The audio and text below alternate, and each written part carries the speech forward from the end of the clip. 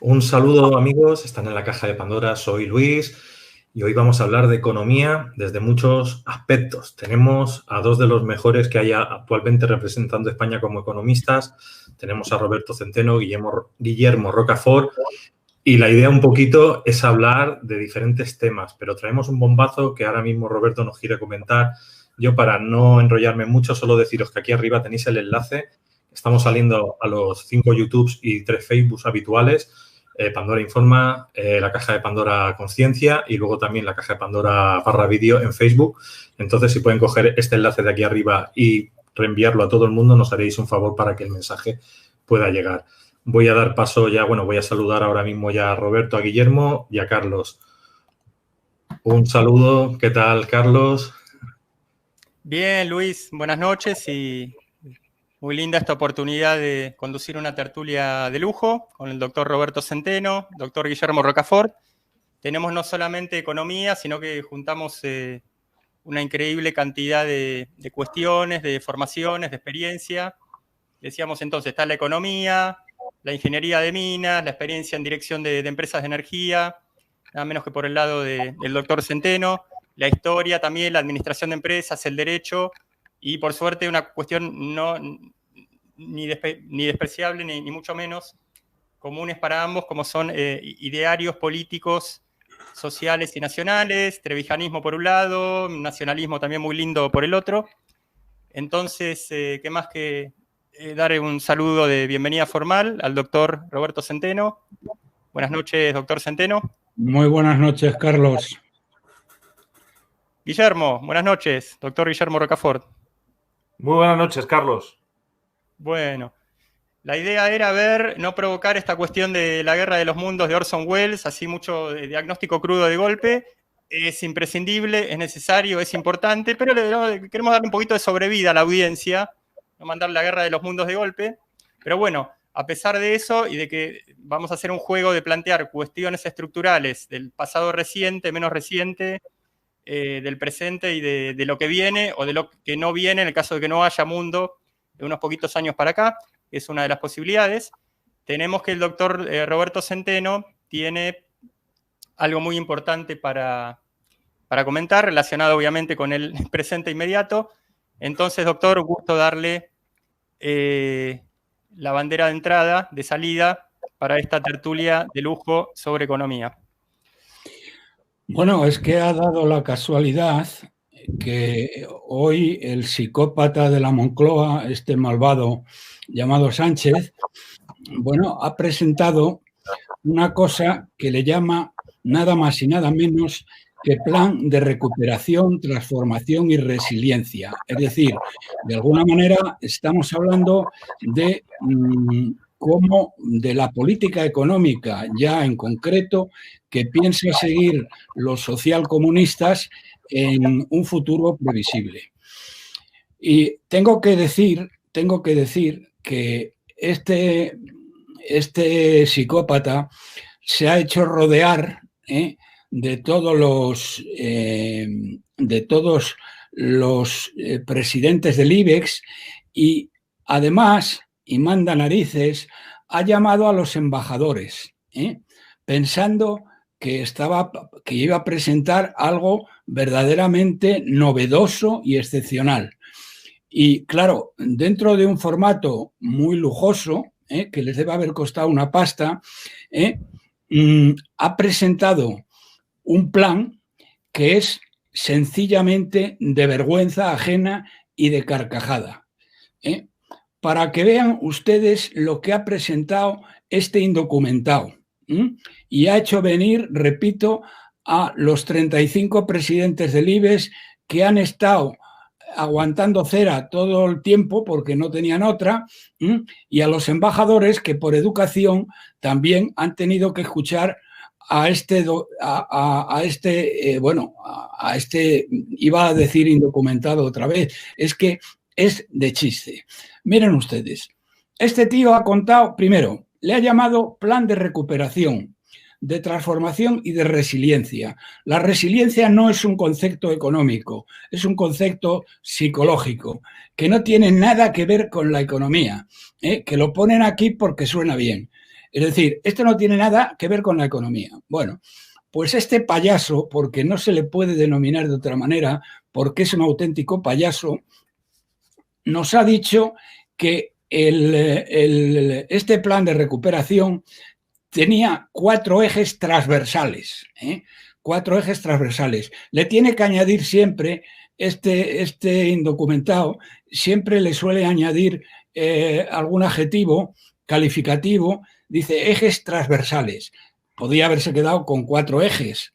Lo de transversales, pues es que este paleto piensa que eso queda muy bien y ha puesto 4 ejes transversales. Escuchen los 4 ejes transversales que van a sustentar la política económica de España a partir de ya mismo. Primero, transición ecológica. Segundo, cohesión social y territorial. Tercero, digitalización. Y cuarto, igualdad de género. Bueno, no hay por dónde cogerlos.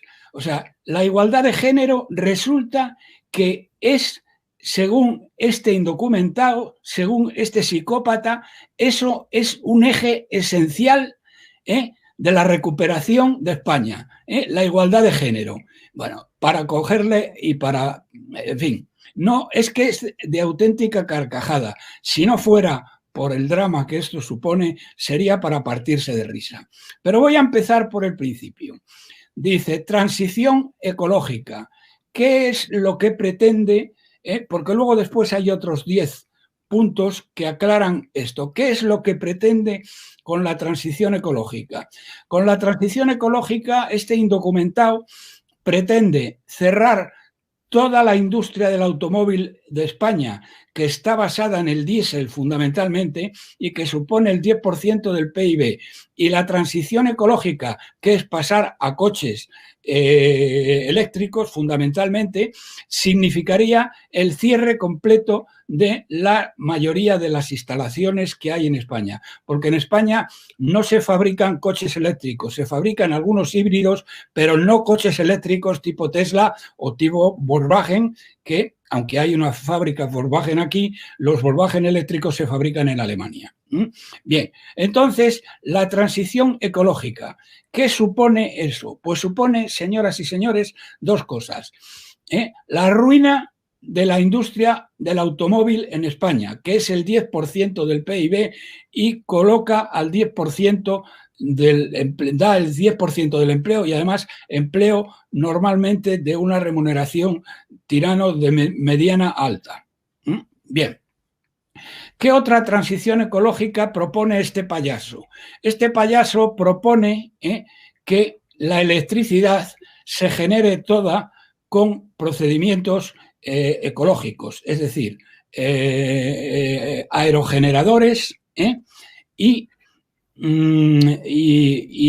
fotovoltaica. Bien, ¿esto qué presupone?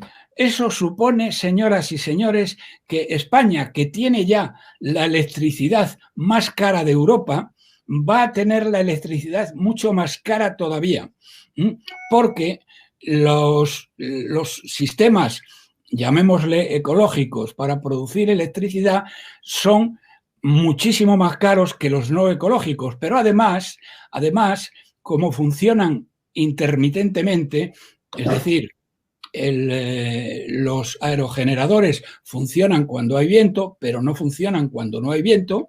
El fotovoltaico funciona cuando hay sol, pero no cuando no hay sol. Resulta que hay que duplicar el parque de generación eléctrico de España para poder cubrir los valles que dejen los temas ecológicos. Bien, el resultado de este primer eje transversal del plan de recuperación, transformación y resiliencia. El primero es la destrucción a plazo de la industria del automóvil en España, que es básicamente se centra en el diésel. Además, y para empezar, va a subir los impuestos al diésel al nivel más alto de Europa. Porque en toda Europa los impuestos del diésel son del orden de 15 centavos menos, de 15 céntimos de euro menos que los de la gasolina. Y aquí los va a poner al mismo nivel. Nos dicen que para cuidar nuestra salud, lo cual es como de carcajada. Es decir, es que en Alemania, donde el diésel vale menos, o en Francia, donde el diésel vale menos, o en Suiza, donde el diésel vale menos, o en Austria, donde el diésel vale menos, se ocupan menos de la salud de sus conciudadanos. Bien, por tanto, primera consecuencia, fin de la industria del automóvil y la electricidad más cara de Europa, con una gran diferencia. Ya lo es ahora, pero va a ser más todavía. Con lo cual, ¿qué significa? Una desindustrialización, porque todas aquellas industrias intensivas en energía, como ocurre, por ejemplo, al aluminio, se están yendo de España. Es decir, un disparate total y absoluto, que no hay por dónde cogerlo. Segundo eje transversal, cohesión social y territorial, dice este payaso. Cohesión social. España es el país de la Unión Europea donde hay más diferencias, más, digamos, menos cohesión social. Es el país donde las diferencias entre ricos y pobres son mayores. Y en cuanto a la territorial, pasa 3/4 de lo mismo. Y ahora lo explicaré. Entonces, este payaso dice que va a ir por el camino de la cohesión social.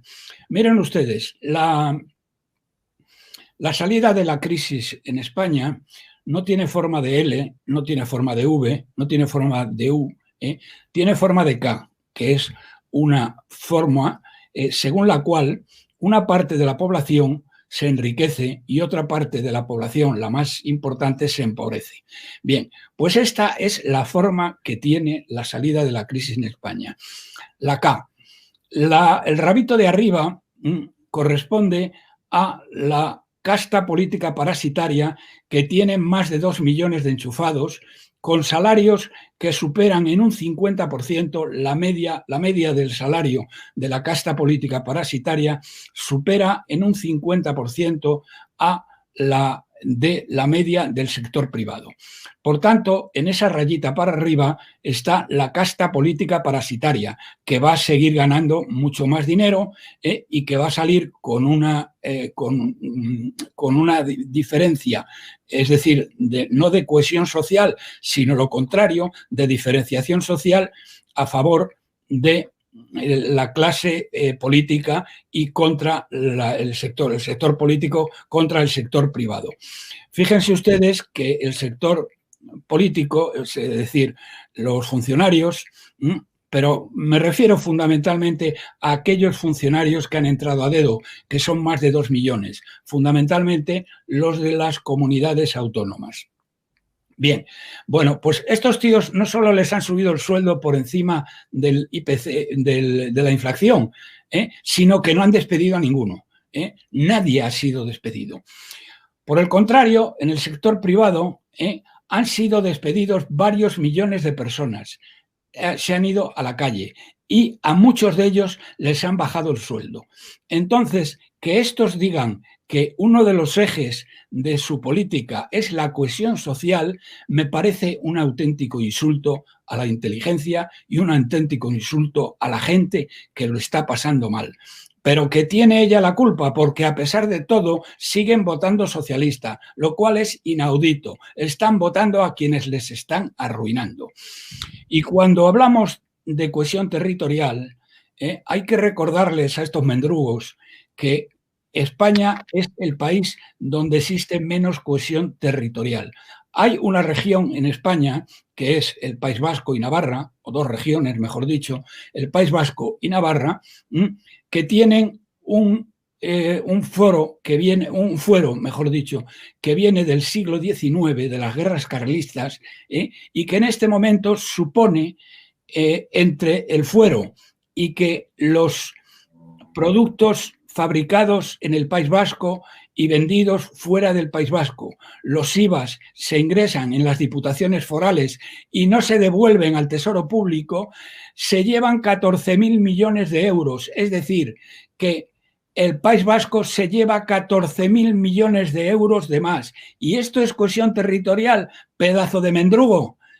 Esto verdaderamente, lo del malvado Sánchez es que no hay por dónde cogerlo, ¿eh? O sea, este tío habla de cohesión territorial cuando le está dando al País Vasco 14.000 millones de euros más que están total y absolutamente injustificados. Total y absolutamente injustificados.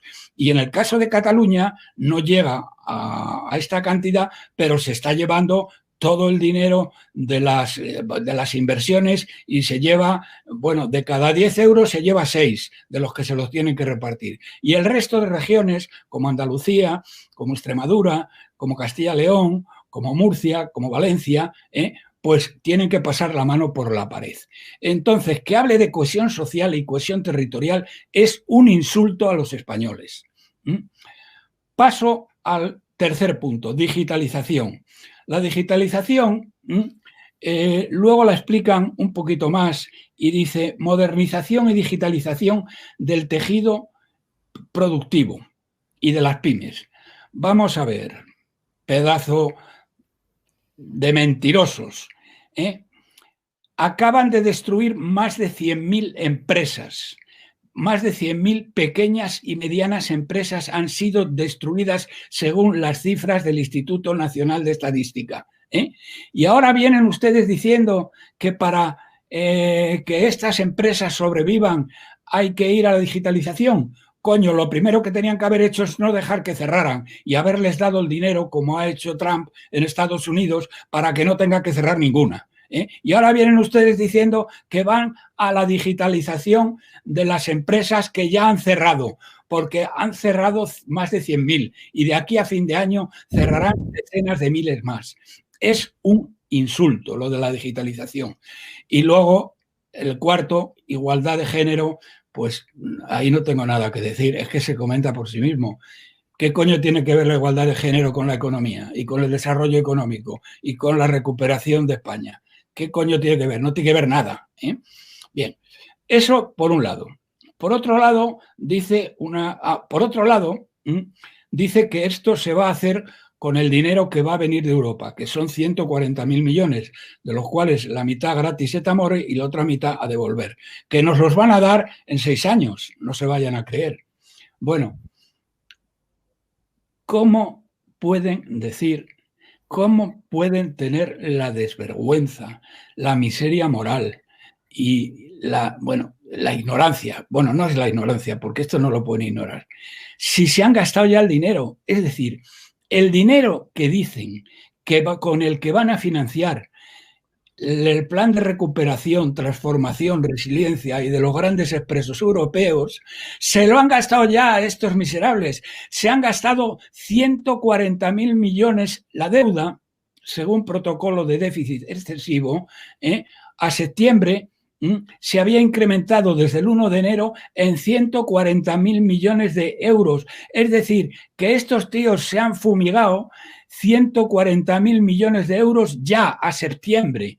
Y ahora dicen que esto lo van a financiar empezando por 20 y tantos mil millones el año que viene, que nos van a tocar el año que viene, y otros 20 y tantos mil el siguiente. ¿Pero qué estáis diciendo? Si ya os habéis gastado los 140.000 millones, es de auténtica vergüenza. Yo la verdad es que la suerte que tienen es que tienen una oposición, el Partido Popular, que no sabe dónde tiene la mano derecha.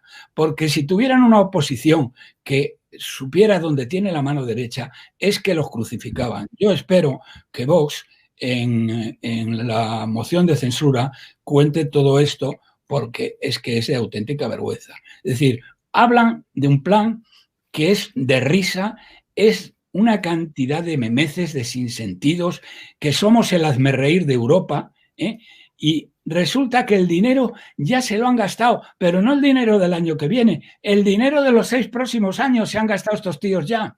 En fin, de guasa. Luego hablan, pero ya eso ya no merece la pena ni comentarlo. Hablan de que el multiplicador es el 1,2, es decir, que por cada euro que inviertan vamos a recuperar 1,2. No hay por dónde cogerlos. Y una última cosa, podría seguir hablando de los 10 puntos en los cuales desarrollan esto, que dan vergüenza ajena, dan auténtica vergüenza ajena, Pero sí voy a decir una cosa. Toda la prensa europea e internacional ha traído en las últimas semanas en primera plana un análisis explicando cómo España es el país que peor ha abordado la pandemia y que peor está abordando la crisis económica. El último ha sido un artículo del The Economist en el que culpa a lo que llama clase política venenosa de España.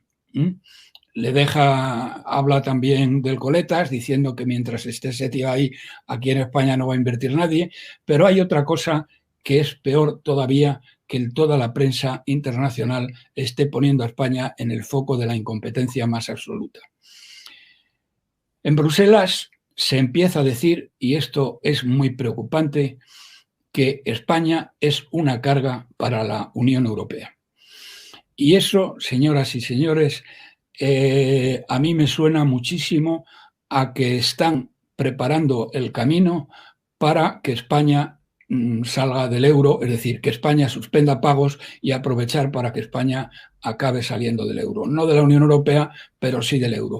Porque no sé por qué viene a cuento ahora mismo, bueno, sí viene a cuento por el desastre de la gestión de este gobierno socialcomunista, pero a mí me ha llamado la atención y me ha dejado muy preocupado estos comentarios que se están oyendo en Bruselas ahora, sin que tengan un origen definitivo. No puedo decir que ha sido fulanito o menganito, sino que es lo que se está comentando. Es decir, están ya sembrando el camino para que España, que va a suspender pagos el año que viene, sin la menor duda, se le pueda enseñar el camino de salida, porque la Unión Europea no tiene dimensión suficiente para rescatar a España como rescató a Grecia.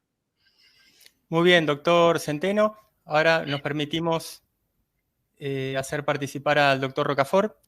Guillermo, este plan de desquicio.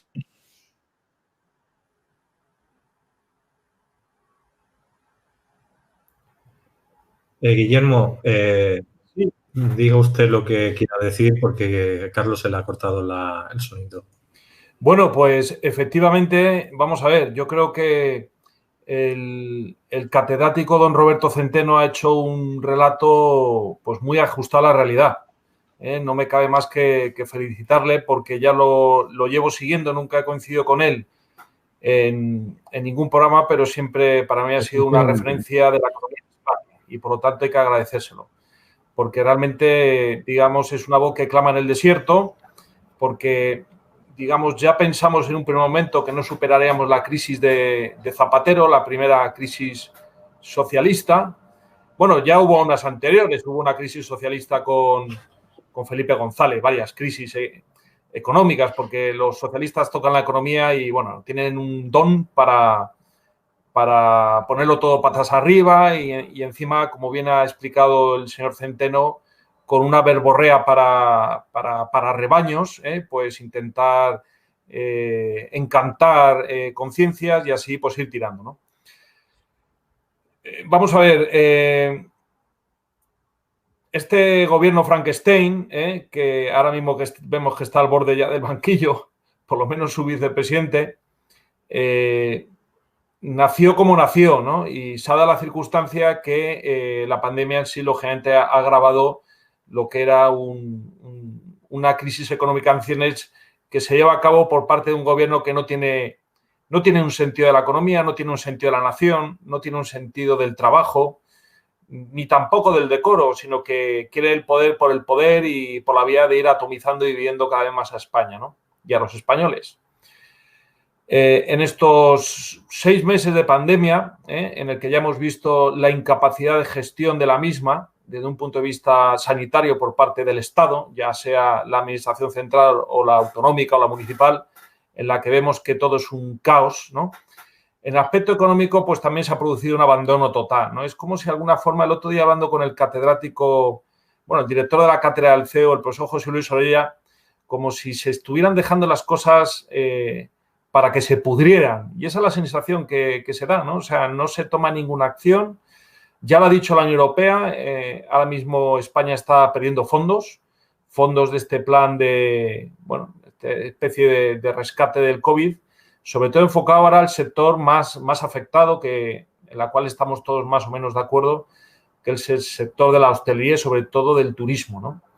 Entonces, es que no se ha hecho ningún plan. Tampoco se va a aprobar una ley presupuestaria, que es un requisito previo, porque, lógicamente, ellos autorizarán en base a planes y para esos planes hace falta un presupuesto, algo que este gobierno o este Estado es incapaz de hacer.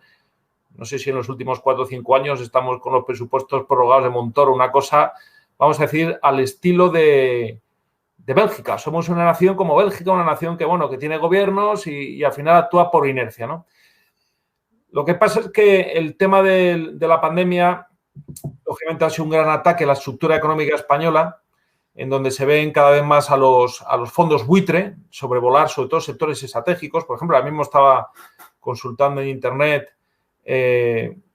los hosteleros en Madrid, ya incluso en Sevilla, ya están buscando hoteles a precios de saldo, buscando básicamente, además con la complicidad de las entidades financieras españolas que hacen vamos a decirle, perdón la expresión, de mamporreros, ¿no? De los fondos buitre, porque son los que les van señalando los impagos, ¿no? Pues mire, esta entidad financiera va a impagar y como, por ejemplo, el Banco Santander va con Blackstone, pues Blackstone luego irá con sus pequeños buitres e irá repartiendo bola, ¿no? Dando juego a la hora de depredar esos sectores como el turismo, que son sectores estratégicos, sectores intensivos en mano de obra, en trabajo, que además ha costado décadas y familias, ¿no? Familias y décadas en ponerlos en pie.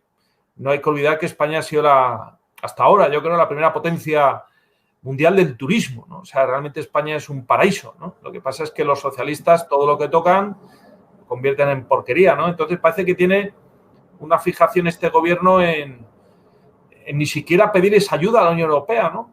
Y efectivamente la situación de España, como bien ha dicho el catedrático señor Centeno, se está convirtiendo en un problema y hay que hablarlo abiertamente entre nosotros. Nadie nos vamos a degradar como españoles por ocultar la realidad. Es decir, cuantos más críticos seamos, yo creo que más españoles. Como decía José Antonio, amamos a España, José Antonio Primo de Rivera, amamos a España porque no nos gusta como está ahora, ¿no?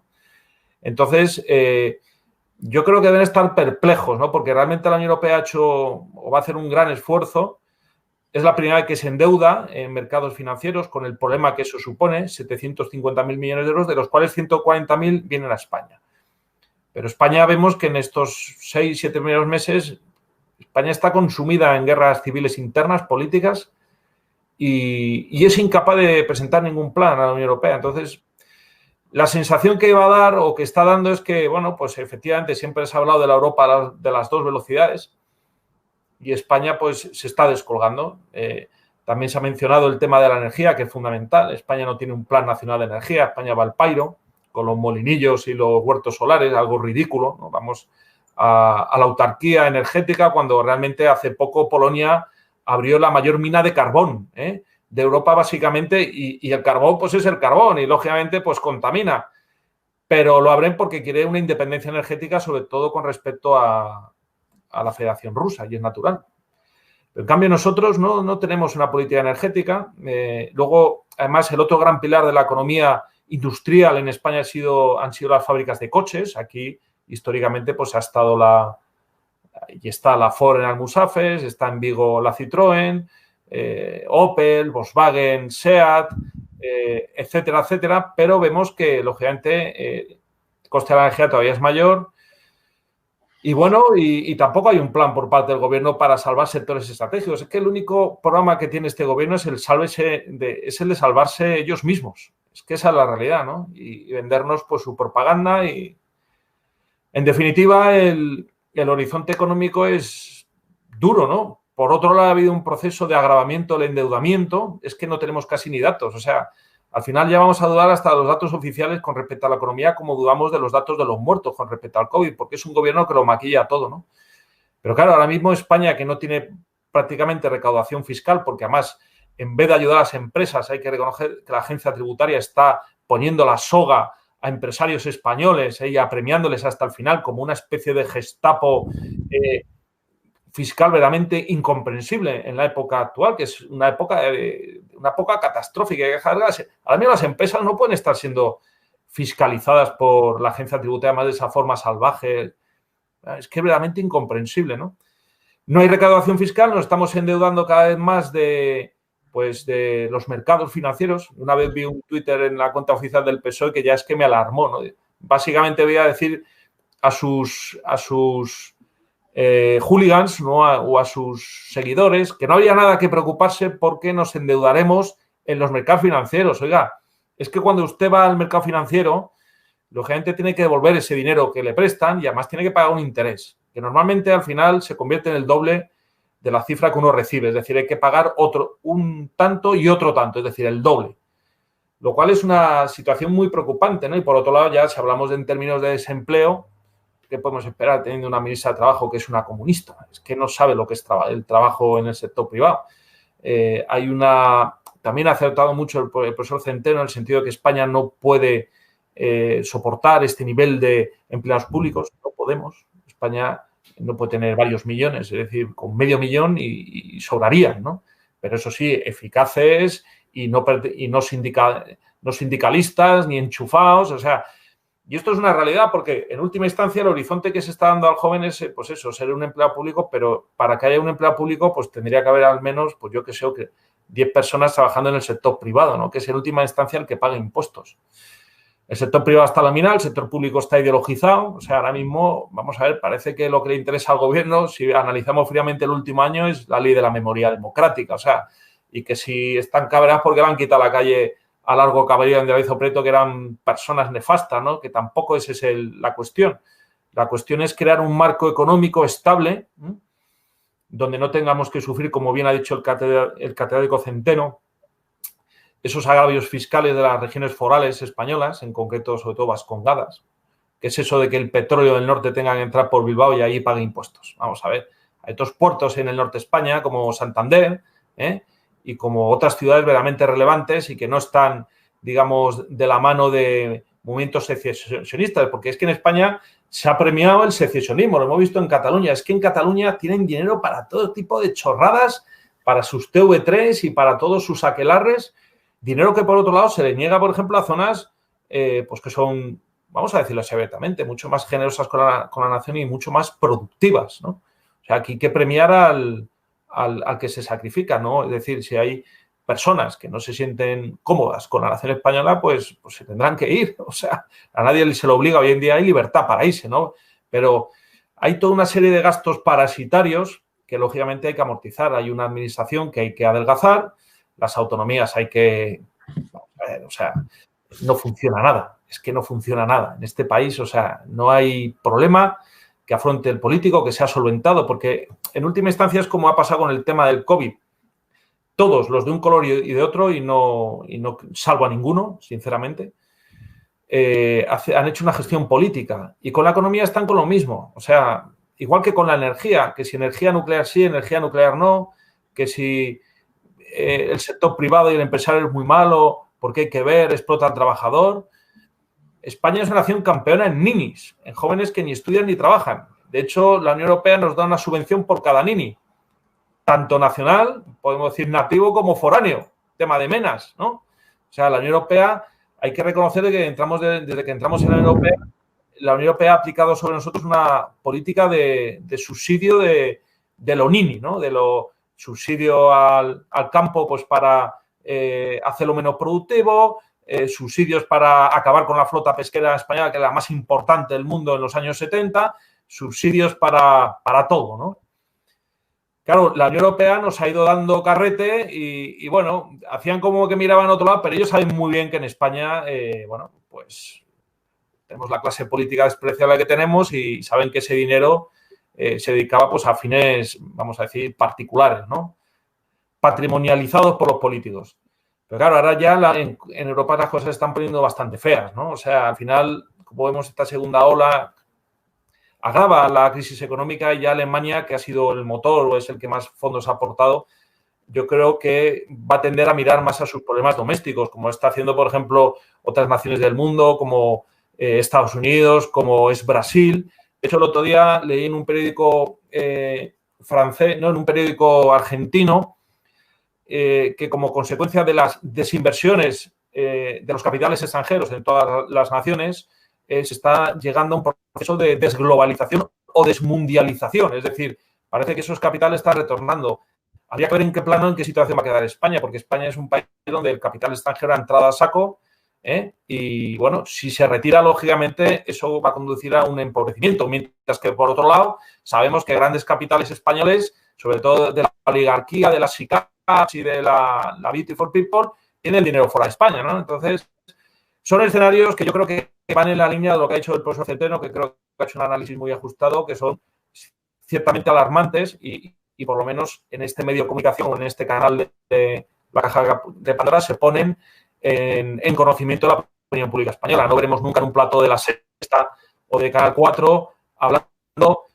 Bueno, hay excepciones, lógicamente, también grandes profesionales, pero me refiero a los grandes problemas del Wyoming y toda esta chusma ideologizada, pues no hablarán realmente de estas cuestiones, porque hay que pensar lo siguiente. Hay una oligarquía en España que está dispuesta a hacer cualquier cosa para seguir perviviendo en sus privilegios. Esa oligarquía la compone la élite de los medios de comunicación, los grandes factotum como el Wyoming y la Mamen Mendizábal y toda esta peña que despotrica ideológicamente todos los días desde uno de los grandes canales de televisión, y por otro lado, pues lo que sé, es el alto funcionariado, que por cierto, y creo que van a decir, hoy tenían las inversiones los altos funcionarios, ¿no? Que habían realizado, que muchos de ellos tenían fuera de España no declarados, ¿no? Pues estamos esperando que esos altos funcionarios, ellos saben la mayoría porque la ley de transparencia obliga a dar esa información, ¿no? Pues al final España también sufre un problema de oligarquía financiera, mediática, cultural, que lo agrava todavía más, porque a ellos la cultura social es absolutamente igual. Tenemos una absoluta. Guillermo. Sí. Guillermo, sí. ¿Qué te voy a decir? Se está el sonido entrecortando, se está cortando, no nos está llegando lo que nos estás diciendo. Mira a ver si lo puedes arreglar o entrar y volver a salir, porque hay un problema. ¿Me oís ahora bien o sigue el problema? No, yo te oigo bien. Yo te oigo bien. Ha mejorado. Lo lamento. Bueno, acabo con mi análisis para que se restituya. El panorama es desolador. Sí. Doctor Roberto Centeno, entendimos que podía acompañarnos solamente hasta las 10 de la noche, por lo tanto, me permito hacerle dos preguntas en una. ¿Me escucha, Roberto? Alto y claro. Muy bien, entonces en estos 15 minutos aproximados, me permito preguntarle, ¿qué es lo que desestructuró productivamente a España? Digamos, tendríamos varias piezas. Entrar en la Unión Europea, pasar de la peseta al euro, el régimen del 78, la vocación fuertemente globalista de los últimos años. Lo que desestructuró España en el año 1975 era la octava potencia económica mundial. España en el año 1975, cuando muere el general Franco, tenía la misma renta per cápita que Irlanda, $12.000. Ahora la renta per cápita de Irlanda es 3 veces mayor que la española. En el año 1975, cuando muere el general Franco, la industria representaba el 36% del PIB. Teníamos los mejores astilleros de Europa. Teníamos una industria poderosísima, textil, siderometalúrgica, etcétera, que hubo que desmantelar para entrar en la Unión Europea, que fue uno de los grandes disparates. Pero eso fue a posteriori. Lo que ha llevado a España a este desastre ha sido el sistema autonómico. El hecho de que España, una nación unitaria de toda la vida de Dios, se dividió en 17 trozos, todos ellos contrarios a la historia y a la geografía, con una única finalidad, con dar entradas a cientos y cientos de miles de enchufados, golfos y gentuza miserable que está cobrando una pasta. Eso es lo que ha destruido la economía española. En los 20 años anteriores a la muerte del general Franco, España creció al 7,5% acumulativo anual. Desde que en los 40 años de la transición hemos crecido al 1,1% acumulativo anual. Es decir, estamos en una situación, ahora España no somos el 8º país, somos algo así como el 16º o el 17º.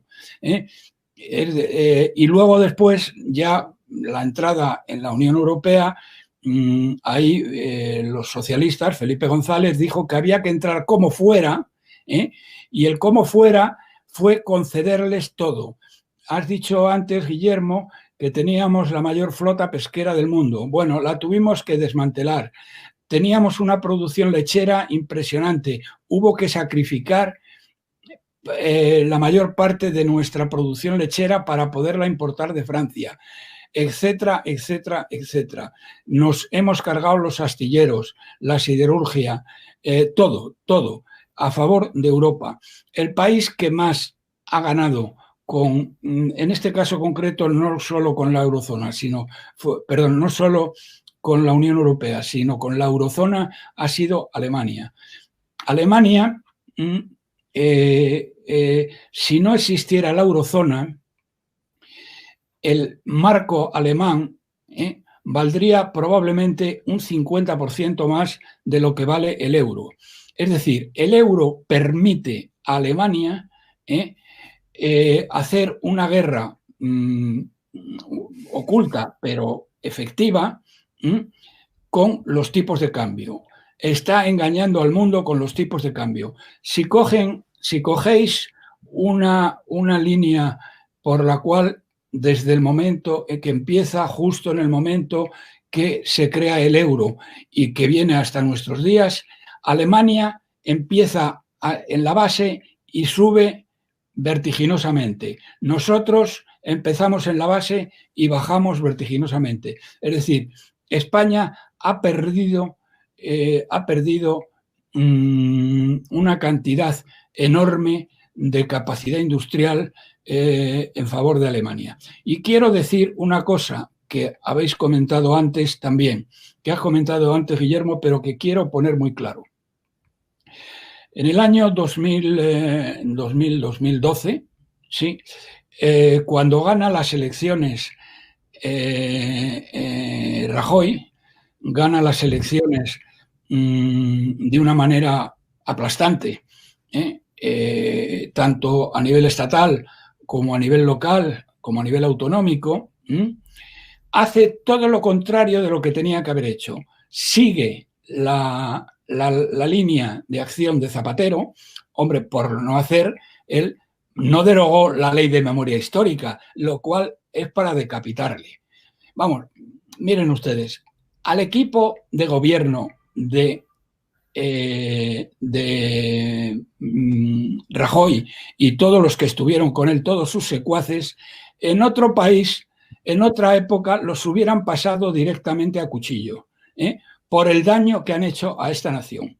Pero escuchen lo siguiente, en un momento determinado, a mediados del año 12, la prima de riesgo de España subió al doble de lo que estaba con Zapatero. Entonces, teníamos que pedir el rescate, que es lo que tendríamos que haber hecho, porque el rescate hubiera supuesto que hubiéramos dejado de pagar. Grecia le quitaron el 70% de la deuda. Bien, la señora Merkel fue a ver a Mariano, llamó a Mariano, le dice: oye, Mariano, no quiero que pidáis un rescate. Yo quiero que le devolváis a las cajas de ahorro alemanas hasta el último euro de lo que os han prestado irresponsablemente por el tema del ladrillo. A cambio de eso, para que lo puedas hacer, yo he dado instrucciones al presidente del Banco Central Europeo de que va a empezar a daros dinero a tipo de interés cero, todo lo que necesitéis, todo lo que haga falta. Bueno, Mariano, que presume de no haber pedido el rescate, nos endeudó a los españoles en 600.000 millones de euros. Y otra cosa que no lo sabe casi nadie, pero que lo voy a decir, lo voy a comentar más veces, porque el otro día me lo contó César Vidal y yo ni siquiera lo sabía. Bueno, este miserable, al que, como digo, habría que pasar a cuchillo por alta traición, además, con Cataluña, este tío, cuando nos vino el rescate bancario, que eso fue por otro lado, el rescate bancario, ¿saben lo que hizo para garantizar el rescate bancario, la devolución de ese dinero? Vender todos los acuíferos españoles, vendió el agua de España a Coca-Cola, a Suez, a toda una serie de multinacionales. Coca-Cola es hoy dueña prácticamente de todo el coto de Doñana. Es decir, las aguas subterráneas españolas las vendieron a esta gente para poder garantizar el dinero que le dieron a la banca española. A Italia le pidieron lo mismo y los mandaron a hacer puñetas. Portugal le hicieron lo mismo y los mandaron a hacer puñetas. Y este miserable de Rajoy ha vendido el agua de España, cosa que la gente no sabe. Es decir, de todas maneras, el desastre total para España es el sistema autonómico. Y o se acaban las autonomías o España acabará de muy mala manera. Y nada más, cosa para finalizar, y ya con esto termino. Sí, doctor Centeno. Se me había olvidado algo muy importante. Cuando he hablado del plan de recuperación, transformación y resiliencia de esta chusma socialcomunista. Los servicios, que son los 2/3 del PIB de España, ni siquiera aparecen. En el plan de recuperación, los servicios, 2/3 del PIB de España, no aparecen. ¿Qué os parece esto? Verdaderamente es que no hay por dónde cogerlos. Es una desgracia lo que España podría haber sido. España podría tener hoy una renta per cápita igual que la de Irlanda. No hay ninguna razón para que no la tuviera, porque Irlanda no tiene nada. Irlanda no tiene petróleo, no tiene gas, no tiene materias primas, no tiene nada. Y nosotros podíamos haber hecho lo mismo que había hecho Irlanda, pero el Estado autonómico echó absolutamente todo abajo. Doctor Centeno, una última pregunta antes de liberarlo. Digamos, relacionada con una breve propuesta de plan de contingencia para levantar España. La primera nos quedó claro, la supresión de autonomías, pero luego, ¿qué otros puntos básicos nos podría ofrecer? Bueno, la supresión de las autonomías es ya suficiente. Ten en cuenta que las autonomías suponen un despilfarro anual de 100.000 millones de euros. Con 100.000 millones de euros, España no necesitaría endeudarse. Y luego hay otra cosa. Un grupo de economistas y profesores que lidero, desde hace 4 años, hemos estado informando a la Unión Europea, a los líderes de la Unión Europea, es decir, al comisario, en este caso ahora la comisaria, etcétera, les hemos demostrado, más allá de toda duda razonable, que España no podía devolver el dinero que le estaba prestando el Banco Central Europeo. Con lo cual, cualquier gobierno que venga en el futuro podrá perfectamente negarse a devolver el dinero que se le debe al Banco Central Europeo, que es aproximadamente unos 300 y pico mil millones de euros, y a partir de ahora todo el dinero lo está dando el Banco Central Europeo. Ese dinero no tendríamos que devolverlo, porque en cualquier tribunal del mundo, con los estudios que nosotros mandamos, que fueron validados por el Instituto Económico de Kiel, que es el instituto económico más prestigioso de Alemania, con eso se podría demostrar que el Banco Central Europeo prestó a España desde cuando empezamos a escribir esto, desde el año 15. Desde el año 15 prestó todo el dinero que prestó desde el año 15, cuando fue informada la Comisión Europea. Ese dinero no estamos obligados a devolverlo, porque ellos sabían que no lo podríamos devolver. Y quedó demostrado, más allá de toda duda razonable, que eso era imposible de hacer, porque además toda la contabilidad nacional estaba es decir, estaba falsificada. Por ejemplo, el PIB de España es un 16% inferior, el PIB real es un 16% inferior al PIB oficial. Por lo tanto, ahí tiene usted dos cosas. Primero, la más gorda de todas, sin la menor duda, las autonomías. Estamos hablando de 100.000 millones de euros de despilfarro anual, 2.000 millones de euros. Bien, y luego que no habría que devolver al Banco Central Europeo el dinero entregado después del año 2015. Muy bien, doctor Centeno, lo liberamos. Gracias por su presencia, por iluminarnos y oscurecernos un poquito también, pero haciendo lo que tenía que hacer, dar el diagnóstico más cristalino, más auténtico posible. Esperemos que haya disfrutado de esta primera hora de tertulia. ¿Así es? Así es, lo he pasado muy bien. Guillermo, bueno, encantado de haber coincidido contigo. Igualmente, maestro. Y Carlos. Bueno. Venga, adiós. A la vista. Hasta luego.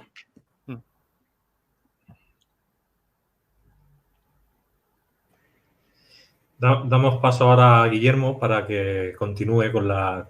Sí, por favor.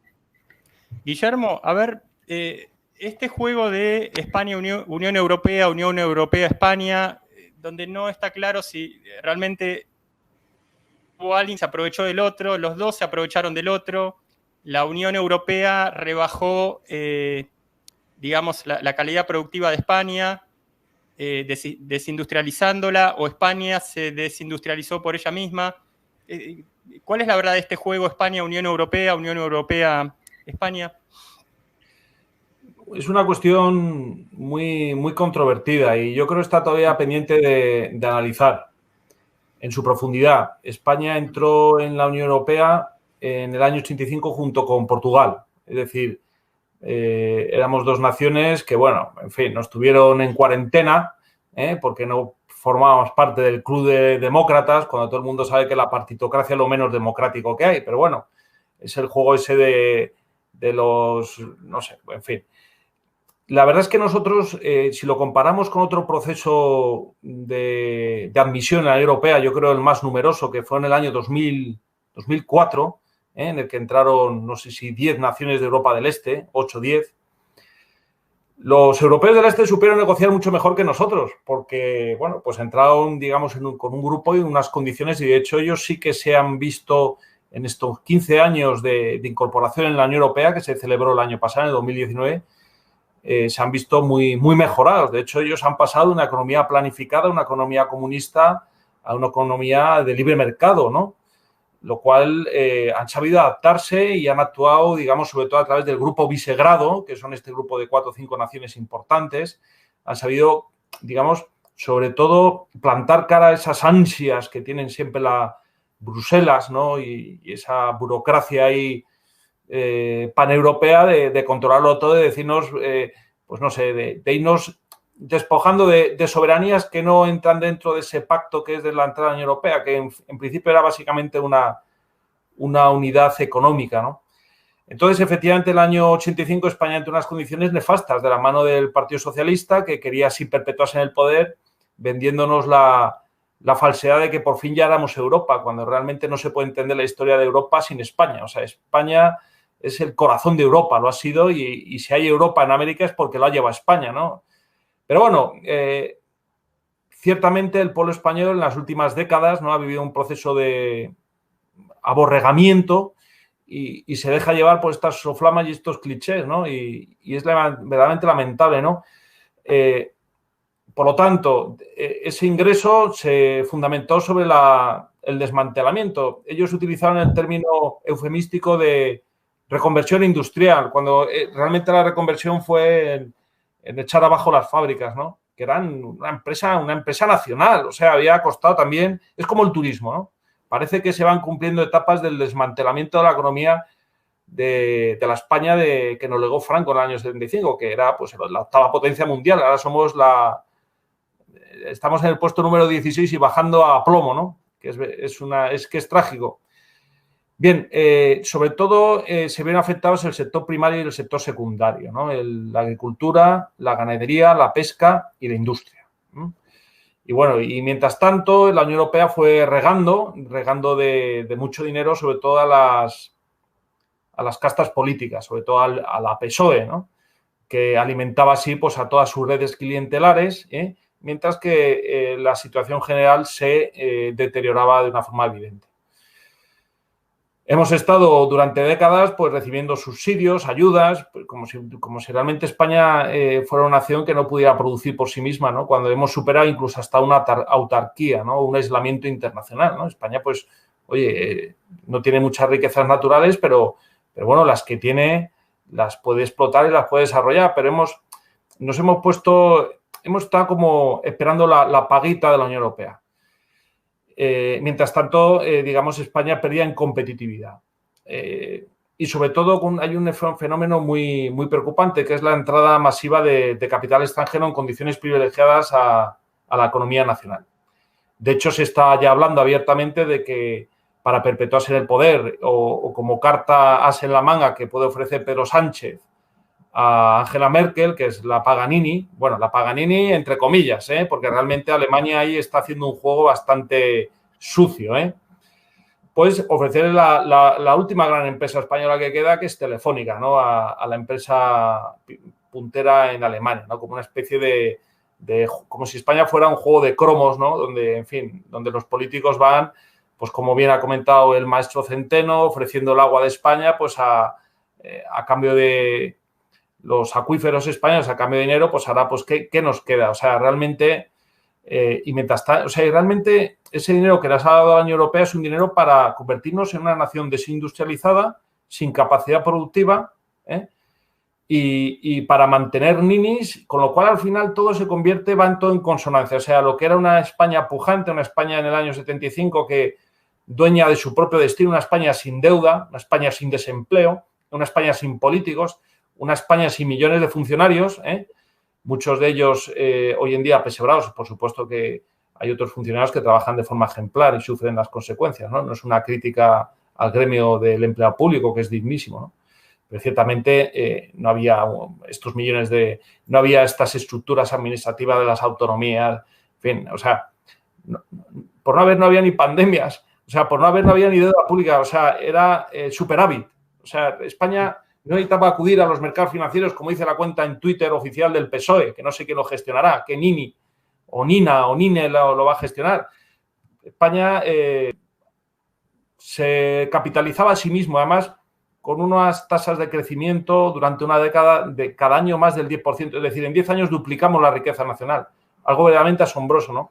Porque tenía una política económica, sabíamos dónde íbamos, sabíamos que teníamos una ambición de nación y todos los indicadores macroeconómicos y microeconómicos eran impresionantes. No había prácticamente fiscalidad, no existía el IRPF.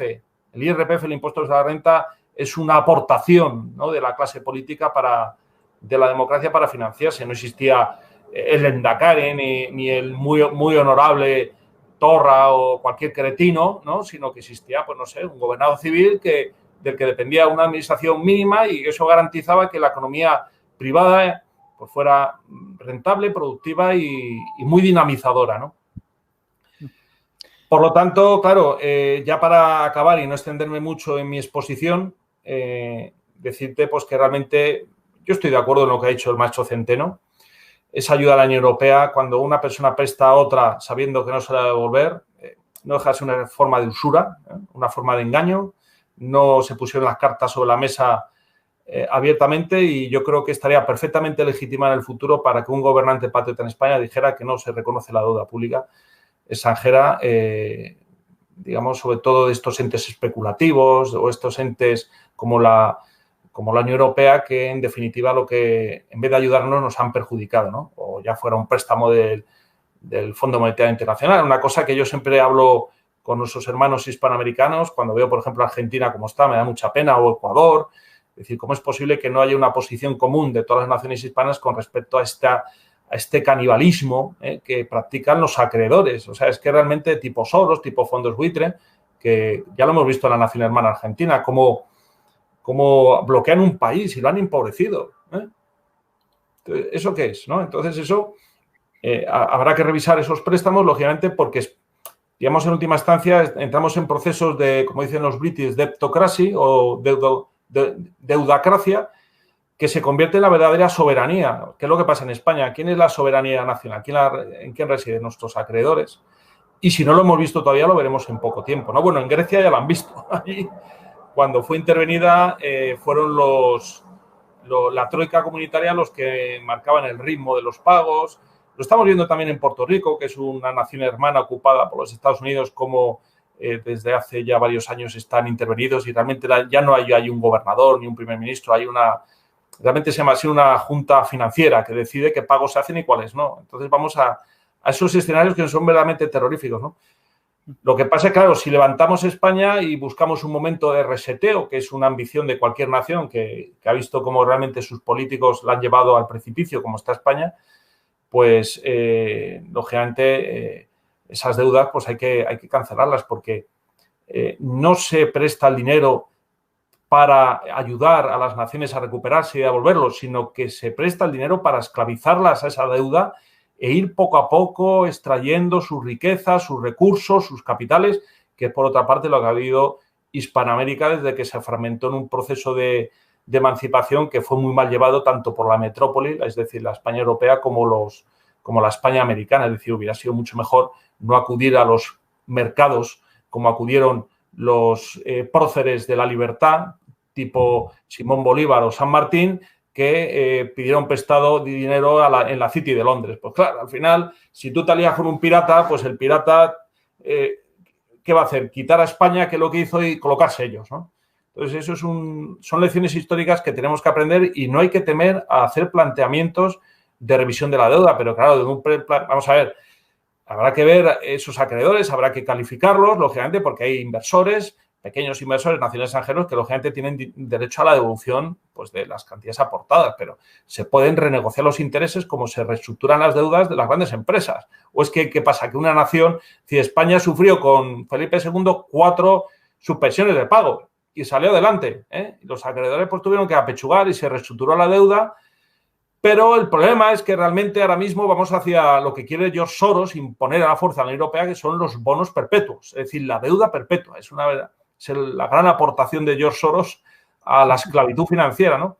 Hay que huir de eso, pero realmente España está en ese trance, porque claro, se habla de la devolución de esta ayuda que vamos a recibir a la Unión Europea, que todavía no la piden porque no se ponen de acuerdo, creo que hasta el 2050, me parece, ¿no? Y ahora tenemos que devolver en el 2027 todo el dinero que nos prestaron en la Unión Europea para reflotar un sistema bancario que, como vemos, está igual de mal o peor que antes, ¿no? Porque no se ha reestructurado, ¿no? O reformado, simplemente se ha apuntalado esa ruina bancaria, ¿no? Por lo tanto, vemos cómo se van acumulando esos pasivos financieros mientras la casta política pues, nos vende, pues eso, memoria histórica y memoria histórica. Y ahora a ver qué se me ocurre o qué conejo saco la chistera, ¿no? Por lo tanto, es una situación que estoy de acuerdo con el profesor Centeno en que pasaría dos soluciones, ¿no? Yo a lo mejor no soy tan vehemente con él, pero bueno, comparto su discurso en cuanto al fondo en los temas relacionados con el desmantelamiento del Estado de las autonomías, que es un fracaso total, y luego pues una revisión de la deuda que tenga España a efectos de saber realmente dónde hay una deuda, dónde es legítima y dónde pues digamos va contra el derecho de gentes, porque todo lo que va a destruir una nación, lógicamente, no la vincula. Es un contrato, como se dice en el contrato civil, un contrato nulo de pleno derecho y, por lo tanto, anulable en cualquier momento, ¿no? Guillermo, a veces en relación a estos golpes fuertes que pueda llegar a sufrir la economía, la misma vida de la gente, inclusive es un factor que se suele mencionar también en materia de marketing, de comercio, de cómo imponer un producto, más allá de en cuestiones económicas bastante potentes como un golpe inflacionario, la decadencia de una moneda, la carencia de inversiones. Estos actores que concretamente son la confianza y el estado de ánimo, para vos, ¿son importantes? ¿De qué manera podría restituirse la confianza y el estado de ánimo para que se levante la economía española? ¿En qué aspecto de la vida productiva? Bueno, vamos a ver, en cuanto a lo que comentabas de procesos inflacionistas con el objeto de evaluar la deuda, ¿no? Y hacerla prácticamente inexistente, Eso ya se lo he oído comentar, por ejemplo, al decano de la Facultad de Economía de Salónica, griego. Un planteamiento me parece pues una cosa, lógicamente los acreedores no van a estar de acuerdo, ¿no? Y van a poner el grito en el cielo y van a decir, oiga, pero bueno, a lo mejor tenemos que ir a procesos de inflacionistas que en última instancia son empobrecernos todos para llegar a un momento de reseteo, es decir, empobrecernos, devaluar la moneda por un proceso inflacionista y controlado, eso sí, que permita, lógicamente, aminorar esa deuda y, bueno, y ese sacrificio común que se debe esperar a todo ciudadano para que levantara una nación, porque aquí nadie se crea que se va a ir de rositas, ¿sabes? Aquí estamos todos en el mismo barco y el que no quiera, yo siempre digo lo mismo, sobre todo a la oligarquía financiera, si no te gusta vivir en España porque crees que pagas muchos impuestos cuando realmente no pagas, pues tienes la opción de irte. Esa puerta la tienes abierta, ¿no? Por lo tanto, eso es un plan macroeconómico que, bueno, ya lo han puesto en naciones sobre la mesa relevantes como que están sufriendo mucho esta crisis de deuda como Grecia, y lo cual da de pensar que ya, digamos, los cerebros de la economía ya están barajando distintos escenarios, ¿no? Y hablo no de talibanes de la economía, sino de personas serias que plantean la ciencia económica como una manera de solucionar problemas del presente. Esto con respecto al tema de la inflación. Con respecto al tema de las expectativas, la confianza, vamos a ver, esos son conceptos keynesianos, es un psicoanálisis económico que realmente excede la ciencia económica. Yo creo que es un delirio que viene de, no sé si viene de Adam Smith, de Sartre o del propio Keynes, en fijar la economía. Además, esto se lo han interiorizado sobre todo los economistas progres, se lo han interiorizado los políticos progres. Yo me acuerdo cuando Zapatero hizo una campaña en televisión en el 2007 diciendo que si todos pensábamos que íbamos a salir de la crisis, ya solamente esa euforia y ese frenesí nos iba a llevar a la salida de la crisis, que yo creo que todavía no hemos salido de la crisis de Zapatero. O sea, estamos en una crisis sobre crisis, ¿no? Eso es un delirio, de keynesianistas, de zumbados de la economía, de gente que vive del endeudamiento, de la producción masiva, en fin, de la irresponsabilidad, de la mezcla de lo público y lo privado, ¿no? Que es lo que se acaba imponiendo sobre todo a partir de la Segunda Guerra Mundial, ¿no? Vamos a ver, expectativas, confianza, vamos a ver, tiene un valor relativo. O sea, el empresario no es un sujeto, vamos a ver, es un sujeto racional y sabe cuándo puede invertir y cuándo se va a hundir. Y los empresarios, las expectativas ahora mismo, si realmente las valoraran bien, sobre todo, por ejemplo, los de la hostelería, están diciendo que van a tener que cerrar. De hecho, se están cerrando miles y miles de negocios, ¿no? Que costó mucho levantar, ¿no?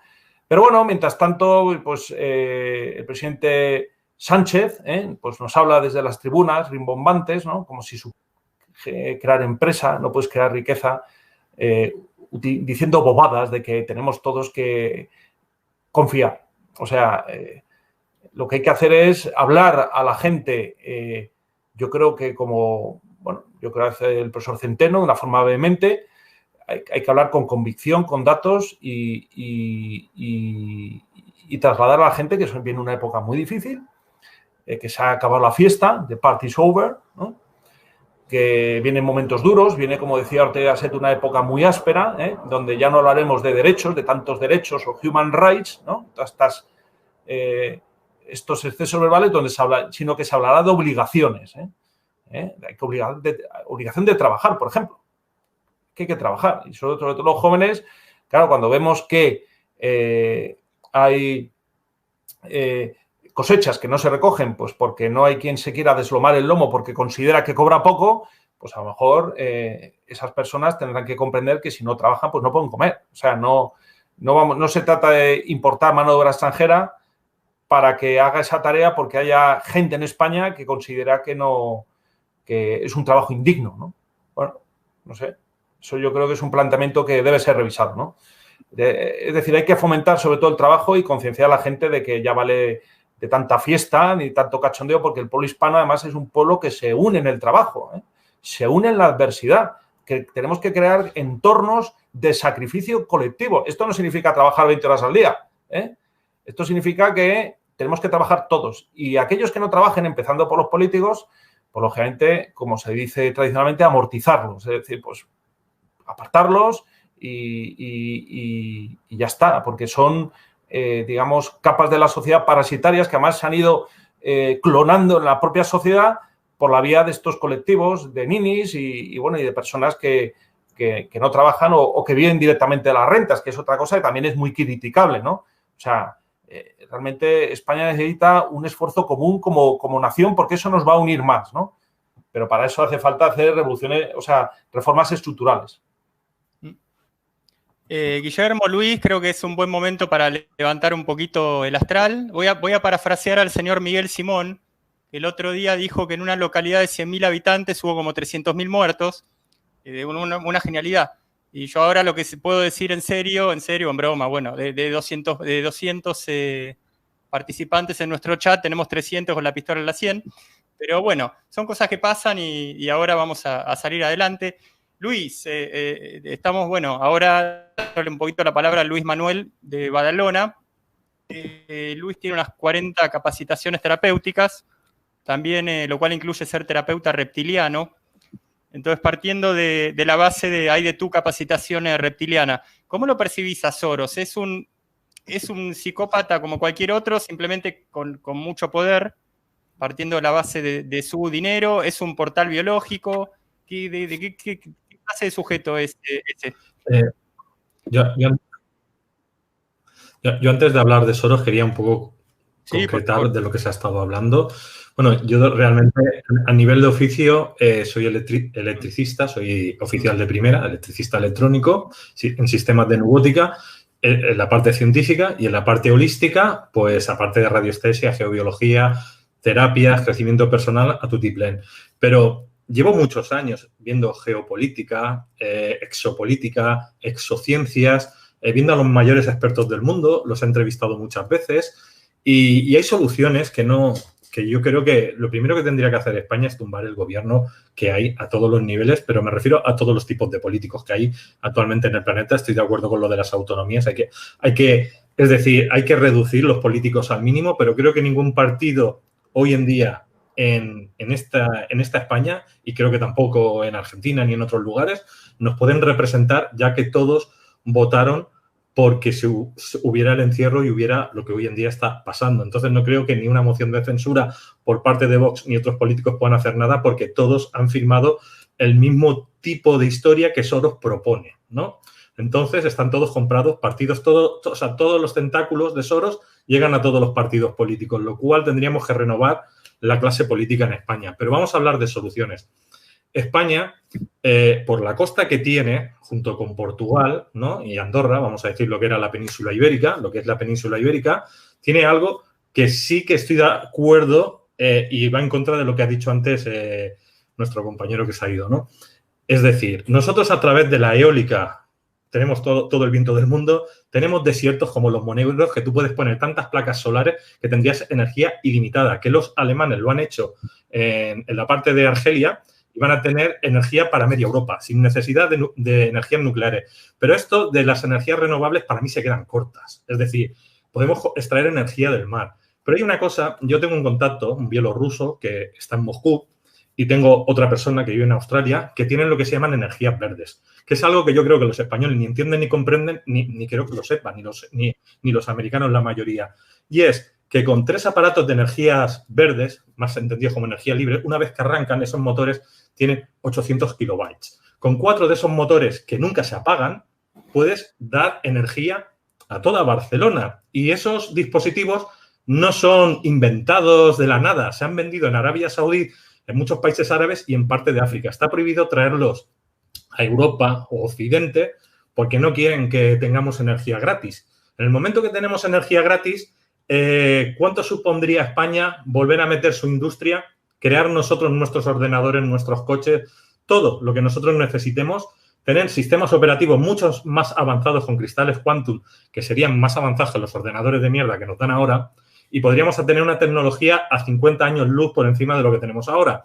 El problema es que España ha sido uno de los, vamos a decir, de los lugares del mundo donde han estado los mejores inventores.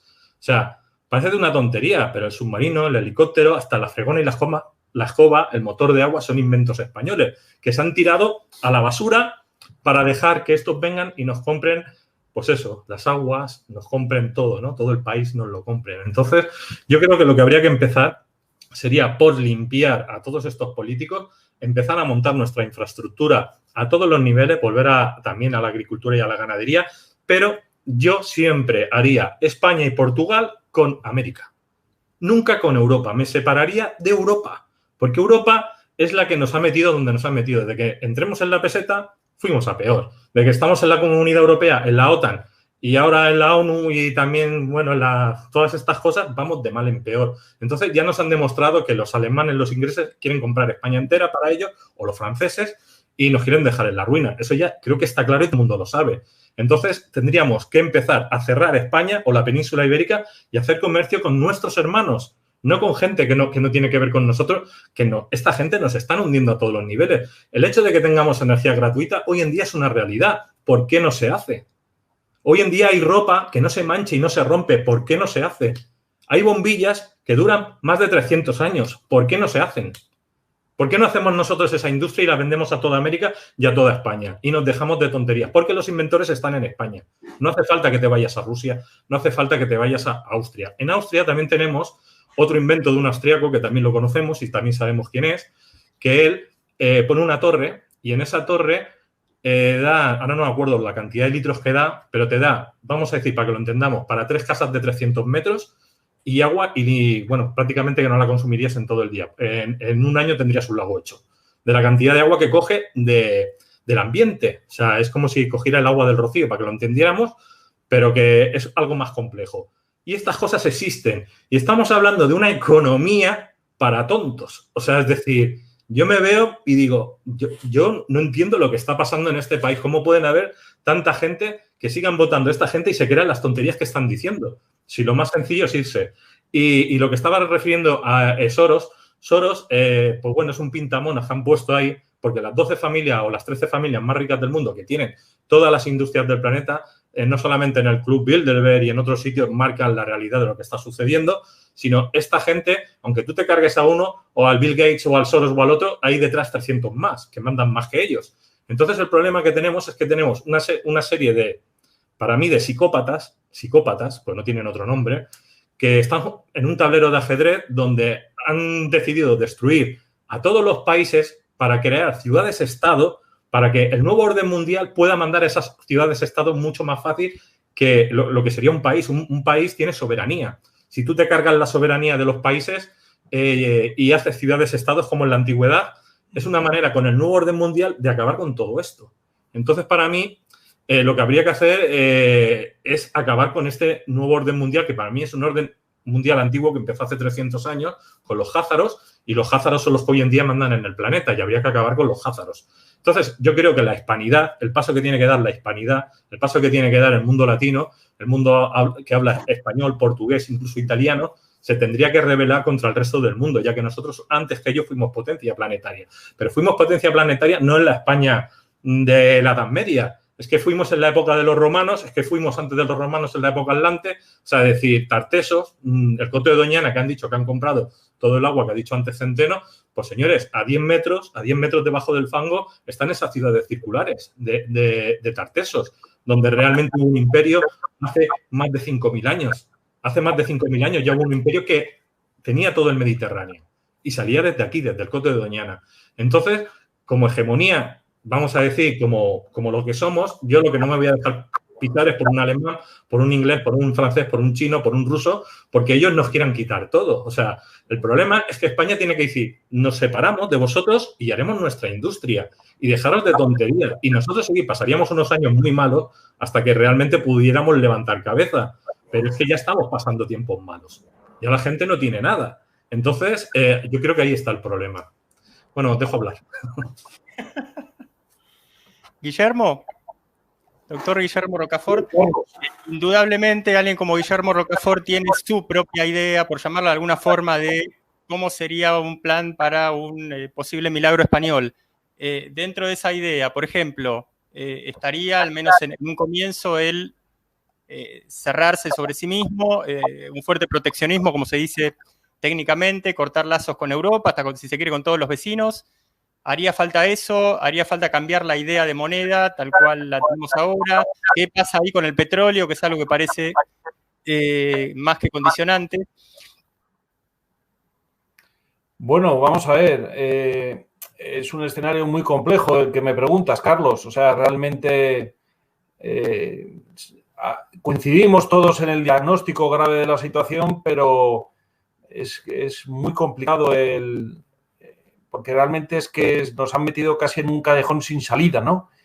Que es como juega el mundialismo, ¿no? A crear alrededor de él una sensación de inseguridad, o estás conmigo o es el caos, ¿no? Y para eso utilizan sus medios y todas sus formas de extorsión mental, ¿no? Y de control de las naciones, ¿no? Parece que tienes que ir de la mano con el acreedor al que debes dinero porque él te va a garantizar el futuro y la vida, ¿no? Parece que han ocupado casi un puesto de dioses, ¿no? Fomentan una soros, una idolatría, ¿no? O sea, parece ser que tenemos que depender de ellos y lo que precisamente tenemos que hacer es cortar ese cordón umbilical, ¿eh? Es decir, recuperar esa soberanía, ¿no? Que lo estoy viendo aquí en los foros, ¿no?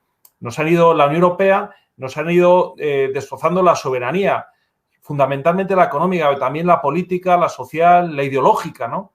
Y la propia soberanía histórica, ¿no? O sea, nada, España no es cualquier cosa. España tiene una historia, entonces, pero nos hemos, de alguna forma, yendo cargándonos de esos grilletes o de esas argollas, de esas cadenas de esclavitud, ¿no?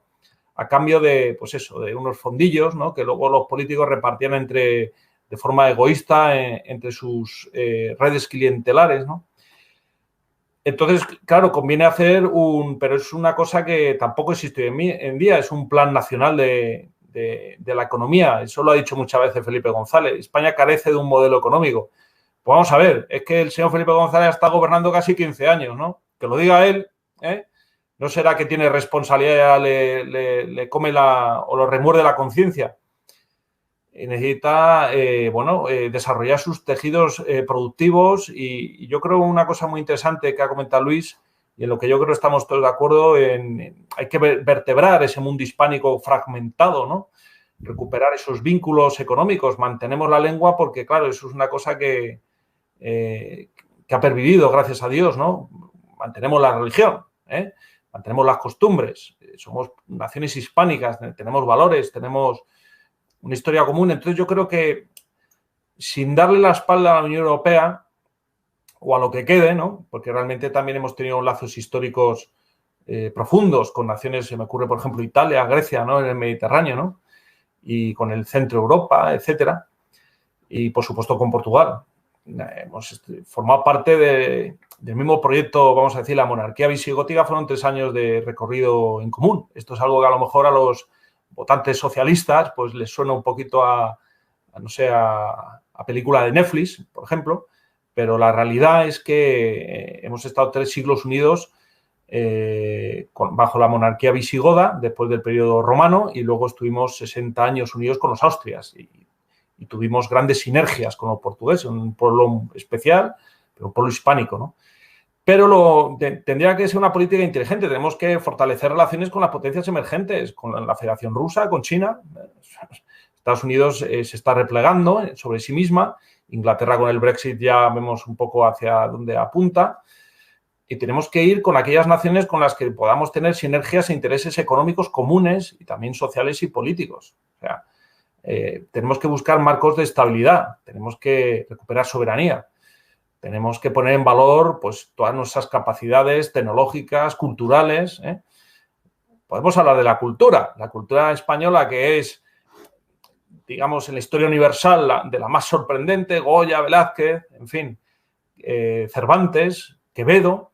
Ahora hemos visto, digamos, cómo han sido reducido a esta progrez subvencionada de actores y directores, pues, tipo Amenábar, cuyos resultados son, desde un punto de vista estéticos, casi abominables, ¿no? Entonces, pues eso es lo mismo que pasa en España. Tenemos que romper esos corsés, esos modelos que nos han impuesto de lo políticamente correcto, de ideología de género, de los derechos humanos y todo eso, lógicamente, y volver a tener una cultura como ha sido la cultura española, que no la tengo por qué yo ensalzar, porque se ensalza por sí misma y sola durante siglos, ¿no? Desde la época romana hasta el momento presente, aunque lógicamente no van a salir los platós de televisión porque ahí sale la bazofia, ¿no? Entonces, en la economía hay que hacer lo mismo. Nosotros tenemos que soltarnos hipotecas, tenemos que soltarnos vínculos, y tenemos que buscar nuevos operadores económicos porque también se ha mencionado, tenemos una geografía excepcional, estamos además situados en el centro del mundo, entre el Mediterráneo y el Atlántico, todo pasa por el estrecho de Gibraltar, recuperar Gibraltar sería un gran proyecto nacional que nos uniría mucho. Y luego mirar Hispanoamérica, somos un colectivo de 500 millones de personas, de seres humanos que tenemos el mismo idioma, recuperar los lazos con Filipinas, por supuesto con la Guinea Española, con el Sáhara, tiene que, lógicamente, recuperar su independencia y, sobre todo, enorgullecernos como nación, ¿no? Y para eso, pues, hay que crear ese modelo de economía nacional, ¿no? Firmar tratados de libre comercio con naciones hispánicas que permitan el tráfico de mercancías sin tener que estar pagando aranceles a la Unión Europea, que es lo que pasa hoy en día. ¿Y por qué? Pues porque España tiene vínculos históricos con esas naciones y consideramos que puede ser España como ese puente de todo el continente europeo con esa América española, que como vemos está en una situación igual o más dramática que España, ¿no? Pero claro, para eso tenemos que superar pues todo ese cainismo que nos han inoculado y esa gente que va como zombies, ¿no? Pues hablando de cuestiones estúpidas como memoria histórica, cuestiones que no van con el presente ni con el futuro, porque si nos ponemos a pensar en el pasado nos remontamos a Rómulo y Remo o a Caín y Abel, ¿eh? Todos hemos sufrido en sucesivas guerras que había en España, fíjate, en el siglo XIX, las guerras carlistas. Pues oye, pues mi familia lo pasó mal en Morella, y tuvo que salir de Morella. Oye, yo a pedir una indemnización o a insuflar a los jóvenes españoles el odio hacia los liberales porque se portaron muy mal con las familias tradicionalistas de Morella, pues yo tengo que mirar hacia el futuro. Todos tenemos hijos, ¿eh? Entonces, tenemos que crear un modelo que, como digo, insisto, que supere esas rigideces, que aparte radicalmente pues a los que fomentan ese cainismo, a los que están, yo los he visto ahora mismo aquí en el comentario, alguna diciendo comentarios y que parecen como robots ahí que van a crear mal ambiente en un debate. Yo creo que está siendo bastante sensato, ¿no? Y sereno en este sentido, ¿no? Oye, que respeten la libertad de expresión, ¿no?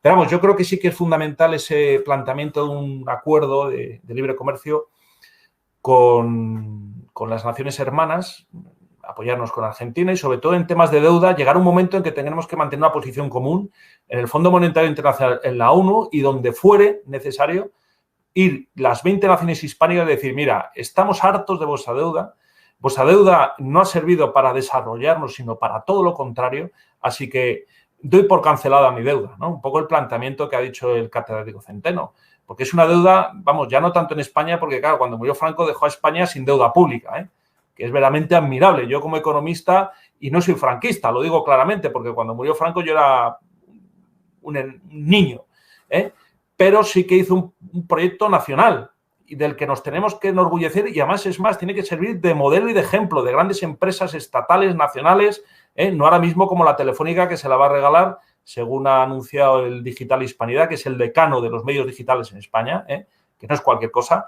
que se la va a regalar a Angela Merkel para que Merkel le dé un par de añitos más ahí de pedigüeño pasando la gorra, que es patético ver a un español, a un presidente del gobierno pasando la gorra, como si fuera un mendigo, institucionalizado y con mucha colonia y muy guapo, pero deja de ser un vulgar mendigo que porque no hay nadie en Europa, bueno, ya se lo dijo el holandés, el supremacista, le tenía que dar una pata en el culo. Oye, mira, ten un poquito de dignidad porque, digamos, todos formamos parte de la Unión Europea, pero eso nadie se lo ha dicho, porque España ahora mismo es objeto de, pues eso, de tierra de dominio por parte de estas oligarquías, ¿no? El viraje, lo que ha comentado Luis Manuel, es muy, muy interesante, el viraje hacia América. Tenemos que abogar por ese tipo de políticas, intercambiando. Ahora se habla, por ejemplo, de la España despoblada. ¿Qué vamos a hacer? ¿Vamos a traer a 10 millones de subsaharianos o de magrebís?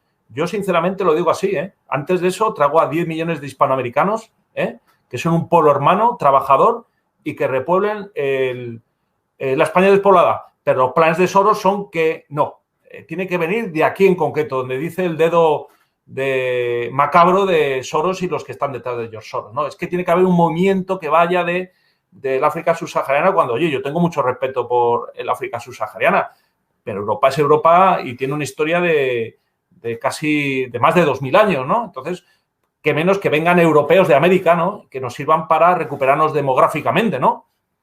Y ya de alguna forma superamos ese problema demográfico. No hay hay una comunión, digamos, espiritual y racial, yo creo que nos une desde hace más de 5 siglos, ¿no? Pero parece ser que no, que tienen que traerlos el Open Arms y tienen que ser de un determinado perfil y de un determinada, que vengan de las mafias.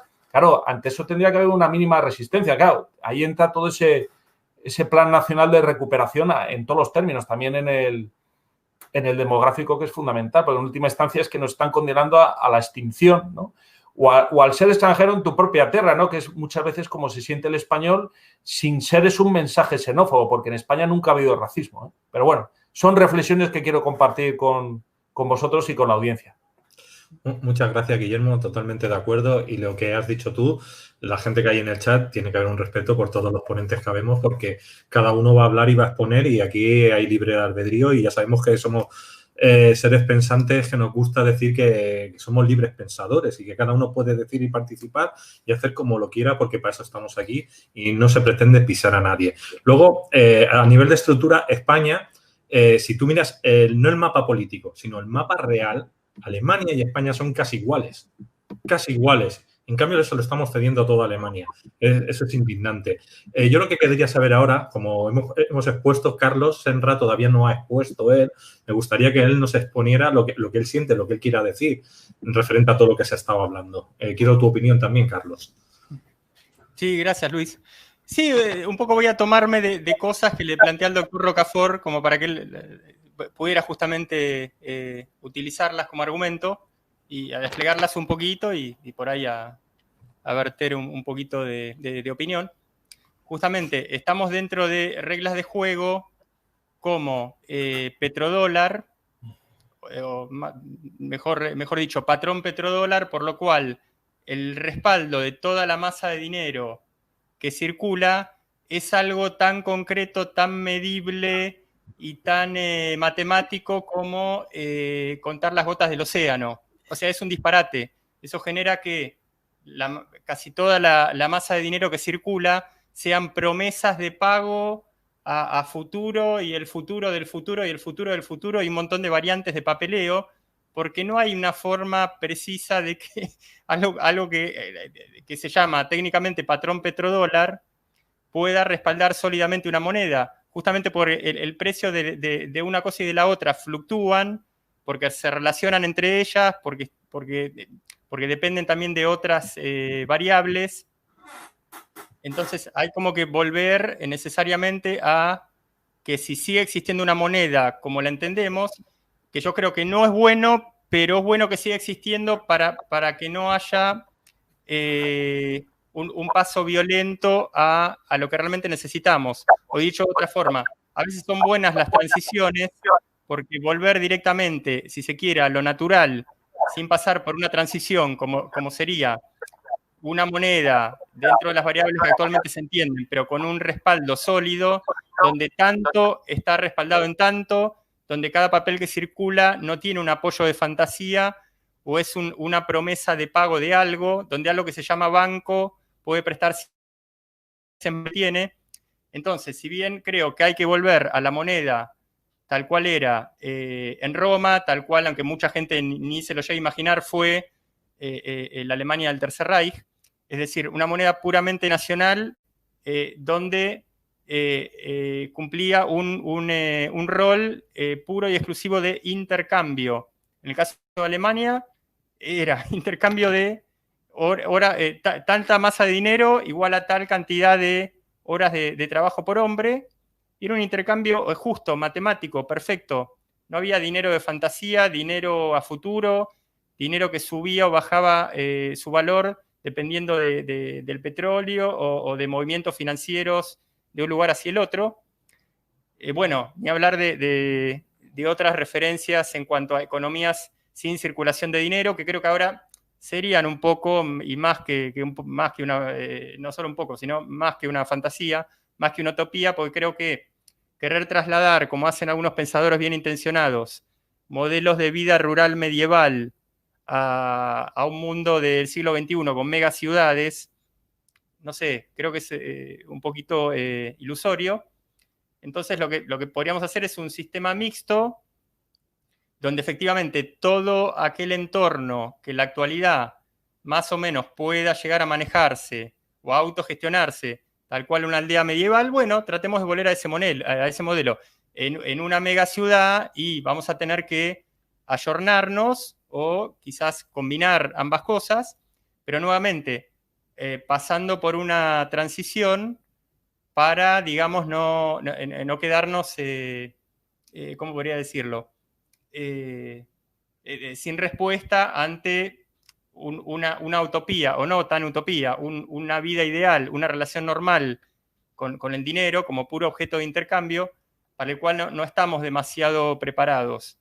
Entonces, de ahí venía un poquito la referencia al doctor Rocafort en mi pregunta anterior, a ver si podía darle algún lugar a esta cuestión del petróleo, del dinero deuda, de cómo un banco puede prestar, no sé, creo que supuestamente son 100 veces de lo que tiene, pero en la realidad excede mucho eso, y como que no tuviera límite, y por algo estas explosiones llamadas burbujas inmobiliarias o hipotecarias, la última no demasiado lejana en España, en el 2008. Entonces, de eso se trata, Luis y Guillermo, por mi parte, de valorar aquel modelo de moneda nacional, el más cercano, el alemán, un poquito más lejano, el medieval, un poquito más anterior, el romano, pero bueno, yendo de a poquito porque no vivimos ni en la Alemania del Tercer Reich, ni en aldeas medievales, ni en villas romanas. Así que bueno, ahora la palabra para el doctor Rocafort. Uy. El tema de los mercados financieros es un tema... ¿Se me oye? Sí, ahora ¿Se me oye bien? Sí. Muy bien. El tema de los mercados financieros, además, es un tema que tuve la ocasión de hablar en noviembre del año pasado en un congreso internacional universitario que hubo en la Universidad Financiera de Moscú con el Premio Nobel de Economía Joseph Stiglitz, que es uno de los más reputados economistas del mundo, y donde coincidimos en la necesidad de crear ámbitos de regulación. ¿Qué significa eso? Pues, vamos a ver, la mano invisible, esta de Adam Smith, en los mercados financieros ha permitido todo tipo de tropelías, ¿no? Y se tiene que anteponer el interés de la nación y el interés de las personas al de los mercados financieros, ¿no? Por vías regulatorias, porque es que si no se convierten en depredaciones, ¿no? Todo este tipo de operaciones que ha comentado Carlos, de opciones, futuros, productos derivados, eso es convertir el mercado de la bolsa en un mercado de apuestas, donde además se hunden empresas, se hunden bancos como el Popular y se hunden naciones como Argentina, y España ha sufrido grandes tensiones, ¿no?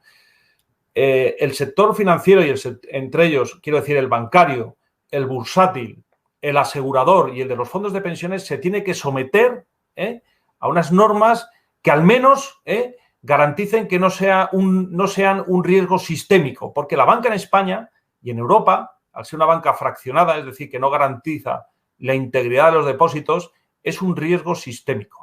Solamente tiene un coeficiente de caja del 1%. Somos, digamos, la zona del mundo con un coeficiente de caja más reducido, lo cual demuestra la debilidad del sector bancario, ¿no? Por lo tanto, a ese respecto, para reconstruir o reconquistar la economía, tiene que hacerse sobre unos firmes cimientos que pasen por unos mercados financieros ampliamente regulados, sometidos al interés de la economía productiva. No puede ser que esté la economía productiva, y ahí me refiero a empresas y trabajadores, trabajando, pagando impuestos para pagar los intereses que se pagan a las deudas emitidas por los estados en los mercados financieros, ¿no? Es al contrario, son esos mercados los que están al dictado y al servicio de las naciones, de sus economías y de sus operadores, Y me refiero a operadores, sobre todo también a los trabajadores, estos que luego votan a partidos que se entregan abiertamente a los fondos buitre, como ha hecho, por ejemplo, el Partido Socialista. Recordar la primera reunión que tuvo con George Soros a puerta cerrada y esa visita que hizo a Nueva York, donde se reunió con BlackRock, Blackstone, Cerberus, hacerles el besamanos. Por lo tanto, el votante de izquierda, y también el de la derecha liberal, porque van un poquito en sintonía, tendría que darse cuenta que no vale tanto protestar y quejarse como está cuando realmente sus representantes políticos le hacen el caldo gordo a estas fuerzas mundialistas que representan a los mercados financieros. Es una verdadera paradoja como los partidos obreristas son serviles a los mercados, pero esa es la realidad. Ese es el gran anatema, el gran tabú que hay que romper en España, ¿no? Bueno, por lo tanto, es también un cortar esos vínculos. Es que no puede ser, como ha pasado en España, que los bancos y las cajas de ahorro financiaban a los políticos y luego así acabaron arruinadas las cajas de ahorro, como ha puesto hace poco un internauta, de una forma muy acertada, yo creo, como esas cajas de ahorro que en España tenían 300 años, como la Caja Madrid o la Caja de Ahorros y Monte de Piedad de Madrid, fundada por el padre Piquer, que era un centro benéfico, se convirtió en una ruina en manos de, pues ya sabemos, de Rato y de su pandilla, ¿no? Por lo tanto, es importante cambiar esas dinámicas, esos estilos, esos marcos, es fundamental. No hay que ir con políticas de maquillaje ni de pasar el algodón y así decir ya, como suele hacer el político, que ya por fin nunca va a quebrar o a gestar esa situación de riesgo sistémico que hemos visto históricamente en España. Lo que pasa es que normalmente, y esto yo, perdón que no quiero ofender a nadie, pero el pueblo español ha dejado de leer libros de historia a ver Ana Rosa Quintana y a ver el Sálvame Deluxe, porque si leyera libros de historia se daría cuenta de que el crack bursátil del año 29 tuvo una motivación financiera, pero prefieren pues estar con el rollito de la memoria histórica, con el rollito del PSOE y con el rollito del Coletas, cuando tienen que recuperar, lo primero que hay que hacer en España es recuperar la libertad individual. Y esa libertad pasa por la dignificación de la persona.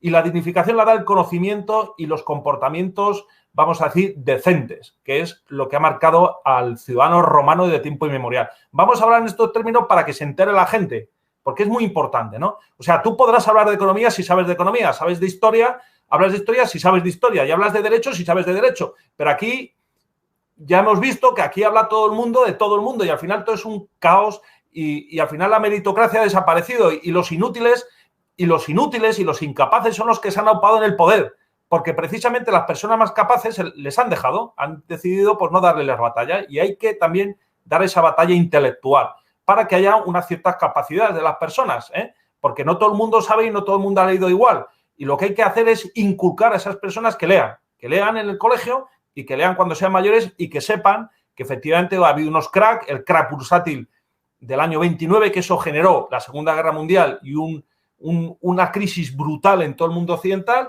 Luego hubo también un crack bursátil en el año 87 y ahora estamos pues también en otro hundimiento. Es decir, son movimientos cíclicos. Son movimientos cíclicos que se producen, pues vamos a decir, desde el siglo XVIII, cada 40 años hay una crisis de esa naturaleza, que está provocada por la cuestión financiera, por los que manejan el dinero que al final acaban provocando situaciones como las que comentaba yo creo muy bien Carlos, de que al final hay unas cadenas de endeudamiento que al final no se sabe, o sea, realmente no se sabe ni quiénes son los acreedores ni quiénes son los deudores y al final eso acaba siempre muy mal. ¿Por qué? Pues porque no aprendemos de nuestros errores, no leemos, no nos dignificamos en los estudios, tenemos que aprender a ser cada uno de nosotros economistas, tenemos que hacer el esfuerzo, porque esto no es una ciencia de conjuros, esto es cogerse libros de economía y saber que está, por ejemplo, la escuela austriaca de economía, la escuela keynesiana y ver pues, las políticas económicas que siguen las naciones, y ser capaz de analizar cuáles son sus índices macroeconómicos. Yo, si fuera votante socialista y veo que con el señor Pedro Sánchez el endeudamiento en España va a pasar del 100% al 160%, si le vuelvo a votar, estoy votando que el endeudamiento aumente muchísimo más, Es que realmente tenemos que ser capaces de votar no con las entrañas, no con las bobadas de la memoria histórica, no con el odio, sino con la cabeza y con el corazón y sobre todo con un sentimiento patriótico de levantar esta nación. Pero mientras tengamos en España millones de españoles, y hay que reconocerlo abiertamente, que están enganchados a los programas de La Sexta y encima pontifican y nos dicen a los demás que es que ellos tienen la solución, que es ir a los mercados financieros, como dijo la cuenta en Twitter del Partido Socialista, digo, ¡ay, qué fácil! ¿Tú te crees que el mercado financiero te va a dar siempre toda la financiación que quieras y al tipo de interés que tú quieras? ¿Y qué va a pasar cuando no puedas devolverlo? ¿Cómo va a reaccionar el mercado financiero? Ya lo hemos visto en Argentina, cómo han entrado en situaciones de default y de juicios en Manhattan, en los tribunales de las Cortes de Nueva York, que se tenga que decidir el futuro de una nación como Argentina en Nueva York. ¿Eso dignifica a las personas? Pero bueno, estos son... Y luego otra cuestión que planteas también, el tema de la moneda. Efectivamente, hemos pasado del patrón dólar, perdón, del patrón oro, que era la moneda del... Vamos a ver, la moneda del Imperio Español, sobre todo la de plata, era la única que querían otras naciones, porque era la que tenía el valor intrínseco en sí mismo, tanto fuera oro como fuera plata. Al final perdimos, digamos, esa grandeza, esa unidad hispánica, y al final nos hemos convertido en una nación con una moneda fiduciaria, que el día de mañana a lo mejor no vale nada, que probablemente no valga nada, porque no tiene un respaldo, no tiene, como bien ha comentado Carlos, no tiene un respaldo como había antes de oro. ¿Cuál era el respaldo de la moneda de oro cuando antes pagaban los españoles en Europa y en cualquier otro sitio o entre nosotros? La misma moneda, porque era el oro. Por una moneda, por eso fue un error y otro debilitamiento y otro salto hacia adelante en esta economía hiperfinanciera, que al final se ha convertido en un cáncer para la economía en general, de la moneda fiduciaria. Y quitar ese patrón oro ha sido realmente un fracaso. Pero ahora, a los de la memoria histórica, ¿dónde se llevó el oro del Banco de España? El Largo Caballero, a la Unión Soviética. Pues vamos a hablar de memoria histórica y vamos a recuperar ese oro porque, claro, ya no lo vamos a poder recuperar. Pero todas esas cuestiones hay que tenerlas muy claras y saber hablar de economía en términos históricos y en términos, yo creo, rigurosos. Y vuelvo a lo mismo. Yo, vamos a ver, soy doctor en economía porque he dedicado años de mi vida a esto, pero la economía pasa también por las amas de casa. Bueno, ahora también los amos de casa, que son los que no pueden trabajar y que se hacen cargo de las tareas domésticas tan dignas como trabajar fuera. Pero el ama o el amo de casa sabe el ingreso que tiene y el gasto que tiene. Y eso lo sabemos todos. Pero claro, cuando vivimos de las tarjetas, nos hiperendeudamos, vivimos por encima de nuestras posibilidades, nos hipotecamos hasta las cejas, luego queremos que nos rescaten. ¿Y ese rescate de dónde viene? De los mercados financieros. Y esa ayuda es el abrazo del oso o el caramelo envenenado.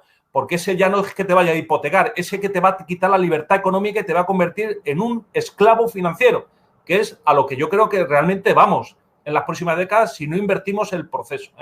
Y si no nos sublevamos, yo creo, de una forma ponderada, como hacemos en este tipo de tertulias, para que la gente comprenda de una vez que tiene que abrir un poquito la mente, centrarse en lo importante, que lo que hay que hacer es trabajar, prosperar, dar futuro a nuestros hijos y mantener la España del futuro. Y no estar en las bobadas de Pedro Sánchez o las bobadas del PP o las de Vox, porque todos van en el mismo estilo de vendernos la serpiente del paraíso cuando la realidad es que España está en una situación de trance económico de supervivencia. Entonces hay que ponerle el cascabel al gato. ¿Quién se lo va a poner? Pues ya hemos visto que no hay ningún político en España que lo vaya a poner. ¿Por qué? Porque todos se ven sobrepasados y porque no tienen fórmulas para solucionar este problema. Así lo digo y así lo siento. Totalmente de acuerdo. Luis, ¿te parece orientarnos a cerrar la tertulia en unos minutos, hacia las 11 de la noche? ¿Querrías hacer alguna pregunta? No, yo si quieres vamos haciendo ya conclusiones finales para ir cerrando y si queda algo por ahí por decir, pues decirlo. Yo lo que sí que diría que totalmente de acuerdo, la moneda española, de hecho nuestra moneda antigua que se acuñaba en Perú es la que dio luego el paso pues a lo que hoy en día es el dólar, el yen en Pekín y ha sido la moneda con la que se hacía, como bien decías tú, todo el intercambio en todo el planeta. Nuestra moneda era la buena. Pero también hay que decir una cosa, basado en oro, basado en plata, basado en joyas, el valor se lo pone el ser humano. En teoría tampoco tiene valor. Ese es el problema, que nosotros tenemos que decidir qué es lo que tiene valor y de qué manera tiene valor, porque hoy en día se está trabajando con la criptomoneda y se le está dando un valor al Bitcoin cuando tampoco lo tiene. Entonces, yo estoy de acuerdo que si utilizamos esos metales preciosos, como puede ser el oro, la plata, los diamantes, etc., volvamos a un patrón así fuerte, pero que ese patrón fuerte, ¿quién ha dicho que eso tiene valor? Es que es un pez que se muerde la cola. Yo lo que vengo a referir que tendríamos que empezar en España de alguna manera, porque la gente ya en barrios, en pueblos, en ciudades, sacan asambleas y que demos valor a lo que tiene que tener un valor. Y a partir de ahí puede haber un intercambio. ¿Que se pueda crear una moneda? Sí, estamos de acuerdo, porque a lo mejor es lo más fácil para poder mover las cosas. Pero el valor lo tenemos que dar nosotros. Y yo creo que el primer valor que tendría que dar el ser humano, o en este caso los españoles, es decir, salimos de toda esta mafia házara y empezamos desde cero. Si nos quieren invadir, pues lo mismo se encuentran en un problema. Ya una vez le ganemos, les podemos ganar 3 veces más. Yo no quiero guerras, yo no quiero peleas, pero sí que tendríamos que decirles, basta, se quedan con su deuda, nosotros empezamos desde cero, aunque seamos muy pobres, pero con toda la tecnología que existe hoy en día y con todos los recursos que tiene un país como España, como Colombia, como Argentina, como México, no dependemos de esta gente que nos den nada. Y separarnos totalmente de ellos, porque es la única manera que yo entiendo que podemos salir de esto. Claro, los políticos no tienen recursos, ¿por qué? Porque tienen que, con una mafia házara, tienen que estar negociando cómo endeudarse más. Entonces, siempre nos endeudaremos más y perderemos todo. Bueno, ya lo hemos perdido casi todo, ¿eh? No nos engañemos que estamos casi en bancarrota total. Entonces, lo que tenemos que hacer ahora es decir, basta todo esto. Y para eso tiene que, como bien ha dicho aquí Guillermo, la gente tiene que leer, tiene que ver este tipo de vídeos, tiene que informarse y tiene que empezar a decir, familia, usar la coherencia. Coherencia. Que nadie está diciendo que tengas que ser un súper adivino ni un súper profesor de algo. No, no. Coherencia. Te están robando, pues no permitas que te roben. Punto y final.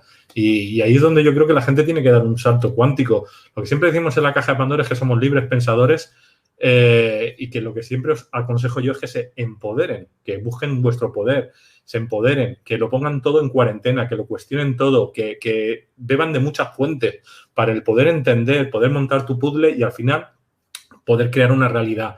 Si utilizamos técnicas de cambiar de líneas de tiempo, técnicas de meditación, muchas técnicas que existen, eso también nos ayudará, porque las personas que a nivel interno, a través de un crecimiento personal, se han trabajado, luego se encuentran que cuando entran en un crack, se dan la hostia, como se dice vulgarmente, no lo sufres ni la mitad, porque ya estabas preparado para lo que iba a venir.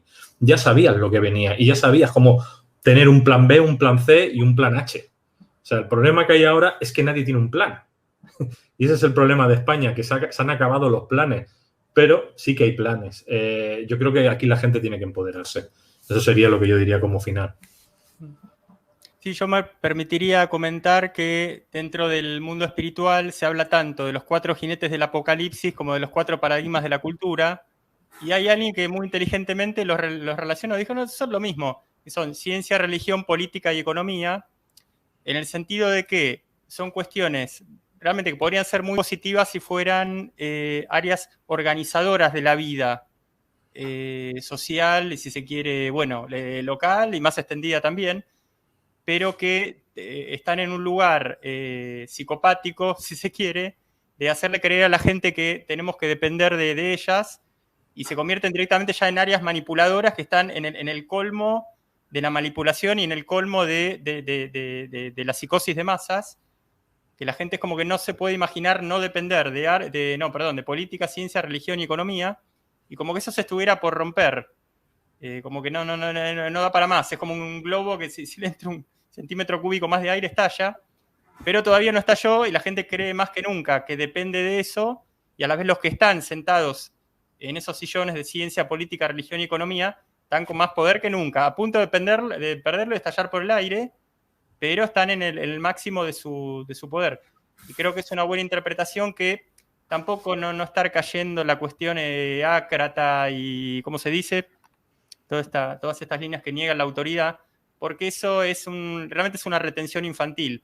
Generalmente gente muy buena, muy positiva, y también los nenes son muy buenos, muy positivos, pero tienen una cuestión con la autoridad, y un adulto que niega la autoridad y que tiene un poquito ese tipo de ideas muy puras, pero muy infantiles, por ahí no entiende que hay cosas que son factores organizadores. La autoridad bien entendida es un factor organizador, y por lo tanto, ciencia, religión, política y economía en su punto de encaje exacto son cuestiones ordenadoras de la vida, positivas. Bueno, creo que el tema de volver a que estas 4 dimensiones ocupen su sitio y dejen de manipularnos y hacernos creer que dependemos de ellas para vivir. Así que, bueno, me permito darle paso a nuestro invitado de lujo para cerrar esta tertulia, con lo que le haya quedado en el tintero. Pues nada, agradecer este programa, que me hayáis invitado. Ha sido un honor estar con el maestro Centeno y a seguir en esta línea de hacer llegar a la opinión pública vía canales alternativos como la Caja de Pandora y otros, pues un estado de opinión que la mayoría de la gente, lo he visto por los comentarios, le lo acogen muy bien, ¿no? Creo que ese tipo de programas ayuda a la gente a comprender que no está sola, que no está atomizada y que hay campos y ámbitos de libertad como este donde se tratan asuntos que nos afectan a todos y que son asuntos que deben ser tratados en los medios de comunicación oficialistas, pero que prefieren ellos optar por fórmulas de anestesia o, vamos a decir, de estupefacientes mentales que mantienen a la gente en su ensoñación, ¿no? En un estado mental de vegetativo. Así de claro hay que decirlo, ¿no? Mientras que hay un mundo real, que es el que estamos trasladando todos y cada uno de los que aquí estamos hablando libremente, que tiene una serie de conflictos económicos, sociales, políticos que hay que afrontar, y que desde luego no nos van a callar. Y eso es así. Y ahí me tendréis siempre que me invitéis, por supuesto, a vuestra disposición. Pues muchas gracias Guillermo, gracias también a Centeno, habéis sido unos cracks, me ha gustado vuestras dos ponencias, han sido una pasada, me habéis dado datos también, yo como me gusta escucharos también porque claro, es como dices tú, hay que escuchar a todas las partes porque todos son expertos en algo y todos te aportan, yo creo que muchos hoy han aprendido muchas cosas, nosotros somos un canal que siempre estábamos más en el tema espiritual o de terapias y con el tema de la pandemia nos hemos visto que hemos tenido que cambiar el registro porque aquí estaba pasando algo, ¿no? Y ahora ya hacemos vídeos de todo tipo. Es decir, lo que intentamos es que la información llegue y que llegue por los libres pensadores que no están de acuerdo con lo que está pasando. Para mí el mayor problema es el miedo que tiene la gente. El miedo paraliza. La televisión es la creadora del miedo junto con los periódicos y la radio, ¿no? En plan noticiario, todo lo que sean noticias. Y se han hecho con un miedo que ahora mismo tienen a todo el mundo paralizado y creo que la gente tendríamos que tener el Día Internacional de tirar la televisión por el balcón, ¿no? O sea, es decir, la gente o lo apaga o coge y tira la tele. Porque... Estoy de acuerdo contigo. Hay que aprobar leyes de control a más de la exposición a las televisiones porque la verdad es que el consumo se incrementa exponencialmente con la pandemia y ya la gente tiene una adicción que ha renunciado a su vida real para engancharse a una vida virtual que es de degradación y de mentira, porque básicamente lo que vende la televisión, degradación y mentira. O sea, que eso, que no quepa duda que si hay un resurgimiento en España y en el mundo en general, pasará por un control férreo, efectivamente, de estas cuestiones que estamos tratando. Está, muchas gracias, Guillermo. Bueno, muchas gracias también a ti, Carlos, por estar hoy con nosotros. Carlos, antes de irnos, mañana también tenemos un programa especial, una tertulia que tenemos mañana a las 5 de la tarde. Mañana nuevamente, en palabras de nuestro querido Colin Rivas, tenemos tertulia intergaláctica, otra tertulia intergaláctica, no más que la de hoy, por supuesto, con Daniel Estulín, Adrián Salvucci, analistas geopolíticos de renombre internacional, y nuestro gran amigo Rafa Pal, el gran demonio conspiranoico de la nación, y por supuesto el más que lúcido analista de la realidad también. Entonces mañana de 17 a 19, Daniel Estulin, Adrián Salvucci y Rafa Pal en una nueva tertulia intergaláctica. Pues yo creo que estos 2 días son días intergalácticos con los invitados que tenemos. La verdad es que sois de primeras espadas, como se dice, sois primeras espadas. Muchas gracias por haber estado hoy con nosotros y nos vemos mañana. Un saludo, familia, duerman bien y sobre todo rían mucho, que eso es lo que hace que suba la vibración y el sistema inmune. Hay que tener un sistema inmune muy alto para no caer en la enfermedad.